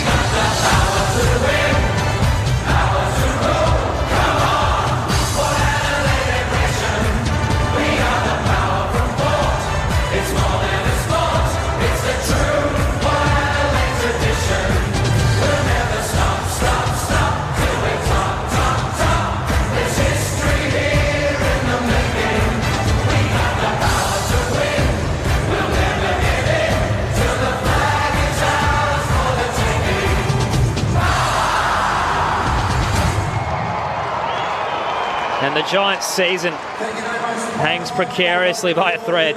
They're just outside the 8 on percentage. The Dogs, the Bombers, the Cats, the Crows around them. 5 teams, essentially 6 if you add Sydney, fighting for 2 spots. It's going to be a thrilling run home on Grandstand AFL. We're with you for the next 40 minutes. If you do want to get in touch as we break it all down, the text line 0437 774 774. I do want to start with our guests though, Berkey, because you've got a flight to catch. I do have. Tell us what you made of that contest.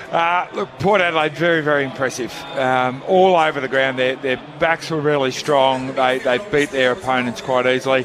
Their midfield was just dynamic. The way that they run and share and work together as a unit, their style of play, we talk a lot about, isn't Collingwood great to watch, but Port Adelaide, when they're up and playing the game like this, there's no superfluous possessions. They're not chipping the ball sideways and backwards. It's like, you know what, we trust our forwards. Let's get it down there as fast as we possibly can. If the big fellas don't mark it, well, then the small players, they're around the ground doing their work, Rioli and these sort of guys, and Pal Pepper, and they're just hard as well. They tackle like Trojans. So they've got all the pieces that they need in order to be really at the pointy end of this season. As we've seen, they've dropped off the last month, and that's probably a good thing. It's very hard to win 17 in a row and then 18, 19, 20. So, you know what? We lose a few, we reset. But a win like this after being down pretty much erases all of the others. If they had to just scrape through tonight, well, then there might be a couple of little doubts there. But I think in every single one of those Port players' minds is, we're back. That's us. We're back and we can play that style of footy. So what happened in the last month, really, it doesn't count for anything anymore, because we've had such an impressive style and an impressive performance tonight. You've had a chance to see them at their best now. Where do you rank them out of the top 4? Yeah, on their day, they can beat anyone. Absolutely. And I think that's what the finals are going to come down to. On whose day is it? And I don't see any team having a distinct advantage over any other team.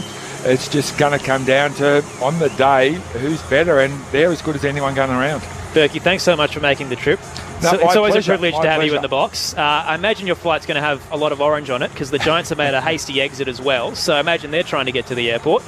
Safe travels. Thank you, guys. Lovely to see you all, and good luck for Port fans for the rest of the year. Josh, what did you make of the night? Similar to Berkey, the damage was done in the first half. Port Adelaide, particularly in the second quarter, dominated field position. They had winners all over the ground. Their forward pressure with their smalls in Darcy Byrne-Jones, Sampao Pepper, McEntee, Rioli, just their ability to create actual pressure and physical pressure, but also that perceived pressure. And that's the way Port Adelaide want to play. They force the opposition to hack it forward, to try to clear it out of their back 50. They set up really well defensively behind the ball, and they just create those re-entries. And as a result of that, and we mentioned it in that second quarter, the dam wall has to break, because you're under that much pressure. Eventually, you're going to create shots on goal, which Port Adelaide were able to do in that second quarter. They went into the halftime break absolutely dominating and in control of the game.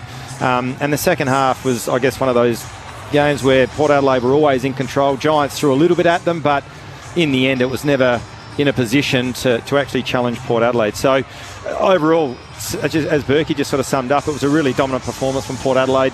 They looked to get their mojo back, and I think you mentioned throughout the call, Aaron, that there's potentially the doubters out there that were writing Port off. I hadn't quite written them off at that stage, because their form over the last month had been a little bit scratchy, but they'd played 2 really good opponents in Collingwood, which they, again, potentially should have won had they kicked straight, and similarly when they played Geelong in Geelong last week. So their form was okay. They had a couple of roughies in there, which you're bound to have when you've been up for so long, but they got back to the brand of footy that we've seen, and the reason why they won 13 games in a row, and the reason why they've been in the top 2 of the ladder for a big portion of the year. Funnily enough, in terms of their injury list and the players to come back, it's Dixon, Lycett, McKenzie, which are 3 quite key pillars. You've got a key forward, a key defender, and your ruckman. But the actual 6 changes they made for the game today has made them significantly better. They're all players that are entrenched in this 22, and the pieces are now starting to come together, because it felt like an imperfect season, and you don't want to get to the finish line and you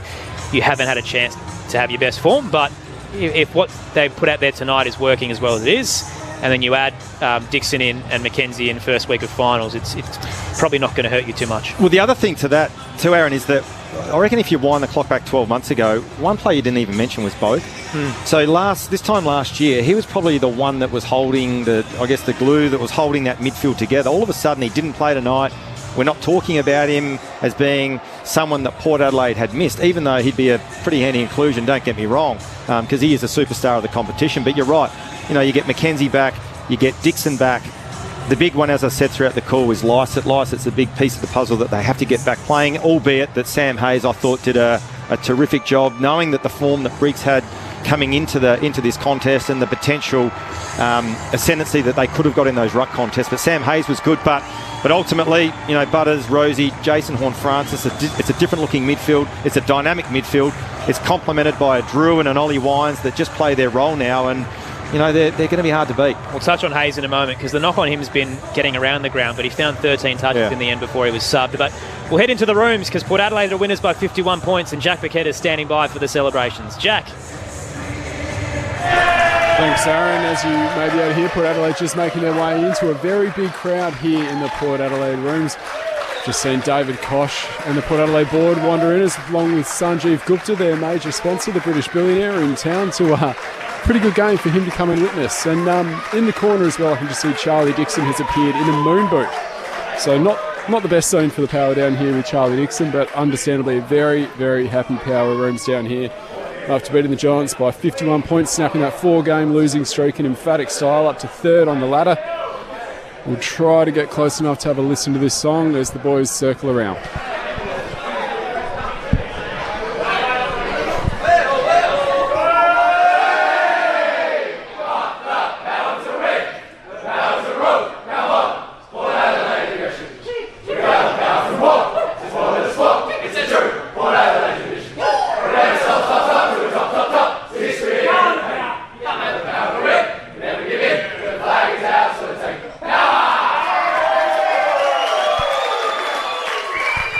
So a pretty happy Port Adelaide team there after beating the Giants by 51 points up to third on the ladder. They'll now go into a meeting with Ken Hinkley, and we'll hope to get a player interview shortly. Surely Ken won't have too much to say after that one. Hopefully we can head back downstairs before we wrap things up in 30 minutes' time, as the punters flock onto the Adelaide Oval for kick to kick. Still to come for Port Adelaide. They've got Fremantle and Richmond in their final two, and the Giants have Essendon and Carlton. So top two hopes well and truly in Ken Hinkley's sights as we turn for home in the 2023 season.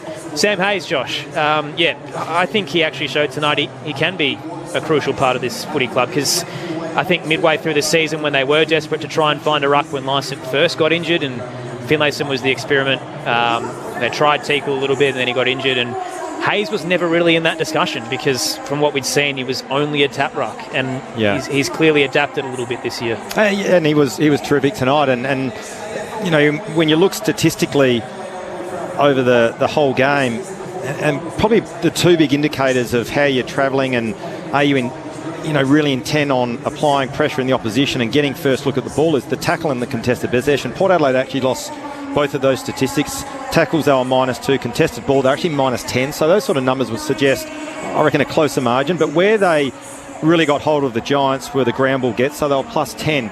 And Sam Hayes, I reckon, was a big part of that. So his ability to disrupt Briggs, and no doubt they would have gone in with a plan to say, you know what, we're not going to bank on Sam Hayes winning the hit and putting it down to the throat and hitting it to the advantage of our mids. As long as you can actually make it predictable, neutralise his influence in the ruck, because he's been outstanding over the last couple of weeks, Briggs, for the Giants. But Sam Hayes, I thought, did that superbly. And he, as we said, he disrupted Briggs' ability to hit the ball down the throats of the GWS midfielders, brought it into a scramble, and that's when Port Adelaide were able to use their speed, which is a real strength in their midfield through Rosie and Butters, to get on that loose ball.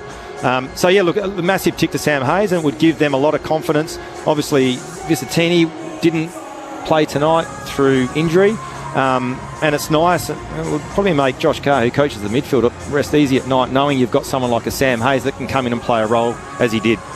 In terms of downside, though, scores from centre bounce are concerned at all. The fact that, Port, as you pointed out, got a lot of goals from centre bounce, but it also went the other way. And that's a fair call, Crossy. And Port Adelaide kicked 4 goals, 3. The Giants kicked 3 goals, 2. And I guess that's the beauty of this new 666 rule that's come into play years ago. But it would be a concern, no doubt. I mean, it's one of those, as a midfield coach, they'd be looking to say, yep, big tick in terms of how we were able to exit our stoppages, particularly the centre bounce, get full face of goal, put the opposition defenders under the pump. But, there were patches in that it was the last quarter, I think, where the Giants got a couple of easy clearances, kicked a couple of easy goals from centre bounce, which, look, they'd be disappointed with. But at that point in the game, it was probably done and dusted. But no doubt they wouldn't be totally satisfied with those numbers, absolutely. In terms of the depth, we've mentioned a little bit about we kind of want Port Adelaide to chase Brodie Grundy, just to be that last piece, because Scott Lycett is walking wounded and almost near the end of his career. Yeah. The injuries are piling up, but as you've just touched on, the depth is there now. Do you think they actually need a Brodie Grundy, or would you invest in the youth? No, in all seriousness, if a Brodie Grundy became available, he was one that I would go really hard at if you had the money to get him. It's interesting having conversations with people and friends, and they say, oh, you don't need a ruckman. Ruckman aren't that important. And until you don't have one. You know what? And that's what I was just about to say, Crossy. Until you actually don't have a ruckman there, and you don't have someone that can actually either neutralise the opposition ruckman or get first look at it, you don't realise how valuable they are until they're not there. So, a Lycett, he's got an ageing, weary body that is letting him down at times. Fingers crossed he can get back and get back to the form we know he's capable of. But, with young ruckman like a Vicentini, he's still, 4 or 5 years away, I'd imagine, until he actually hits his straps. And that's just how young ruckmen develop. They take time to mature physically. A Sam Hayes is there as well. But no, look, I'd be going for a Brodie Grundy if he became available. The acquisition, but they have the ability to do it, considering they've been chasing a ton of key defenders, and it sounds like they may get Asava Radaglia for a little less than they expected. So, well, the narrative as well, even watching the game last night, is there's Gawn's game potentially has been compromised because Grundy's back in the side. So, they'd be scratching their heads a little bit, I'd imagine, at Melbourne in terms of how that's going to work and how that's going to look long term. The text line 0437 774 774. Sorry to cut you off there, Josh. Stan from Victoria says, in the discussion of teams that we expect to play in the grand final, Stan says it's difficult to predict in this tight season, but he's backing in Port and Collingwood. They've ticked all the boxes. Whereas Brendan, who's let us know earlier in the night, he's not a big fan of Port Adelaide, is actually tipping Fremantle next week. Says Fremantle by 15 points. Don't write off the Dockers. They are capable of spoiling Port's party. It is interesting, though. 6 weeks ago, I reckon everybody had said, well, it's Port Adelaide, or at that stage, Collingwood, Port Adelaide, they'll play off. Everybody else is playing. They felt like the clear top minor two places. Yeah, and things have turned around since then. There's no doubt. I'm really bullish, though, on Port Adelaide. I actually still think that they're the two standout sides. But how much does it swing on a home qualifying final? Like, how much does top two change how you tip it? Well, the way I look at it, if you have to go away and play in Melbourne or the Gabba in that first final, and you don't win that, ultimately you don't want to be playing Collingwood at the MCG in a prelim. I reckon that's the concern for anyone coming through that's trying to play off in the grand final as an outcome. Playing Collingwood at the MCG in a prelims would be disastrous, because it would be and that's where they play their best footy. Well, as I say too, that members will get into preliminary finals, but when it comes to the grand final, there's less chance you're going to be overwhelmed by a crowd that's solely barracking for one side. Well, Collingwood, let's say Collingwood. They're not going to be 90% Collingwood, which they probably would be if you meet them in a preliminary final. And look, ultimately too, Brisbane have to lose next week to Collingwood for that to happen, and they've got to lose one of their next two. Port Adelaide have to win both, so there's obviously a few hurdles to jump before we get to that point, but it's definitely capable of it, that Port Adelaide. Definitely. We are certainly tipping favourites at the moment, but the ladder predictor's been all over the place this round. I mean, earlier today, Hawthorn defeated the Western Bulldogs by 3 points, which certainly shaked up the 8. St Kilda defeated Richmond, so they've consolidated their spot, and Port Adelaide well and truly in the hunt for a top 2 finish with a 51-point win over the Giants. Let's head back into the rooms and catch up with one of their players. Jack Paquetta's down there. Yeah, thank you, Aaron. I've got Port Adelaide midfielder Willem Drew with me. Willem, congratulations. It was pretty emphatic there in the end. Yeah, no, thanks for having me on. And look, it's a great win. And we spoke about during the week sort of how important this game was for us, and especially building momentum into the last 2 games and finals. So, a really pleasing effort. Was there much talk about that, the losses building up and the 4 on the trot and not wanting to get a win before finals time? Oh, look, not too much about that, and we definitely didn't sort of feel any pressure, but we felt like we were playing some pretty good footy, and we just wanted to sort of get going again, and that probably comes from our pressure, and I definitely felt like tonight we were sort of back to our best. That start was something else. You guys came out and really swamped them straight from the start, and you took the most of your opportunities. How important was it to really put your foot down and make the most of those opportunities early on? Yeah, absolutely. I think it's always important, and especially when we start well, we sort of build off that, and a lot of energy comes from it, and then we build from there. So a really pleasing effort. And your role tonight, we've seen you do some shutdown roles, some run with roles, and we've seen you just run freely and play as a midfielder. How did you juggle that tonight? Yeah, look, tonight was probably just a bit more of a free role, and I suppose just playing different stoppage setups and different roles throughout the midfield, and on the wing as well. So we've got a lot of players who can go through there, and some pretty special, talented players who had really good games. So it's a great mix, and we're gelling really well. 21 touches tonight for yourself. Do you have a preference about whether you do the run with role or whether you just run free? Oh, look, it doesn't bother me, to be honest. I'm just happy to be out there, happy to be playing footy, and happy to play my part. And what have you made of your season? You've strung together a very successful season with some strong, consistent form. Yeah, look, overall it's been pleasing, and look, it's gone quickly. Only got 2 games to go, and then we're into the sort of business end with finals. So a really exciting time, and one that we're all really looking forward to. We were all a little surprised at the start of the game. We didn't think Sam Hayes was going to be playing, and then he was the late change. When did you guys find out that you would be going in with Sam Hayes as your ruckman and not someone like a Jeremy Finlayson doing it as a part-time role? We knew during the week on our main training session that Hayes would be playing. I think it was just to sort of see how his shoulder would sort of go, and they gave him every opportunity. And I thought he competed really well tonight, and did well. What was the message to Sam Hayes and the group when you've got someone like Kieran Briggs, who was pretty dominant out there tonight as their ruckman? Yeah, look, for Hayes, it's all just about competing. Obviously, Briggs is a good ruckman and in really good form throughout the whole year. So, Hayes just had to compete, and I thought he did that for most of the night, which was really pleasing. When you're standing there in the centre bounce and you look around and there's Ollie Wines and Connor Rosie and Zach Butters and Jason Horne-Francis, do you have to pinch yourself at times? Oh, look, yeah, absolutely. Ollie had a super game tonight, and back to his best footy, and playing alongside him, and then we've got the young boys coming through, are just super talented, and are really driving, I suppose, the whole club forward in the right direction. It's a great mix, and it's a really exciting time. When both Josh Carr and Ken Henkley walked into the rooms here tonight, they got a round of applause from the fans here in the rooms. Have you been reading much into the outside noise about the coaching future at the club?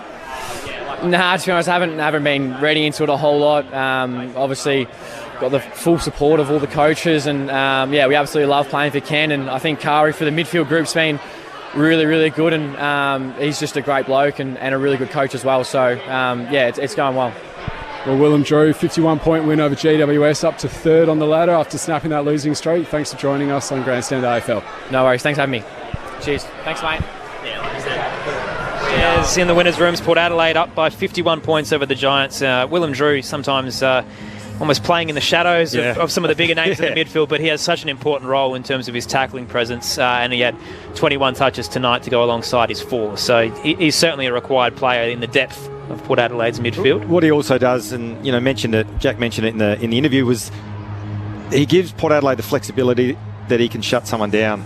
And I reckon it was Bontempelli against the Bulldogs earlier this year where he came on and did a job on him after Bontempelli was getting off the chain. So he has the ability to find the footy himself, as he did tonight with the 21 touches. But in case of emergency, you can break glass and get a Willem Drew to shut someone out of the game. I want to take everyone behind closed doors for a moment. Willem Drew mentioned in that interview they knew midweek Sam Hayes was going to play. So Jack Bicketta spoke to Nathan Bassett in the build-up to bounce tonight, and before they go to air, you always check with the assistant, can I ask you about the sub? Can I ask you about late changes? And Bassett said, no late changes, but you can't ask me about the sub.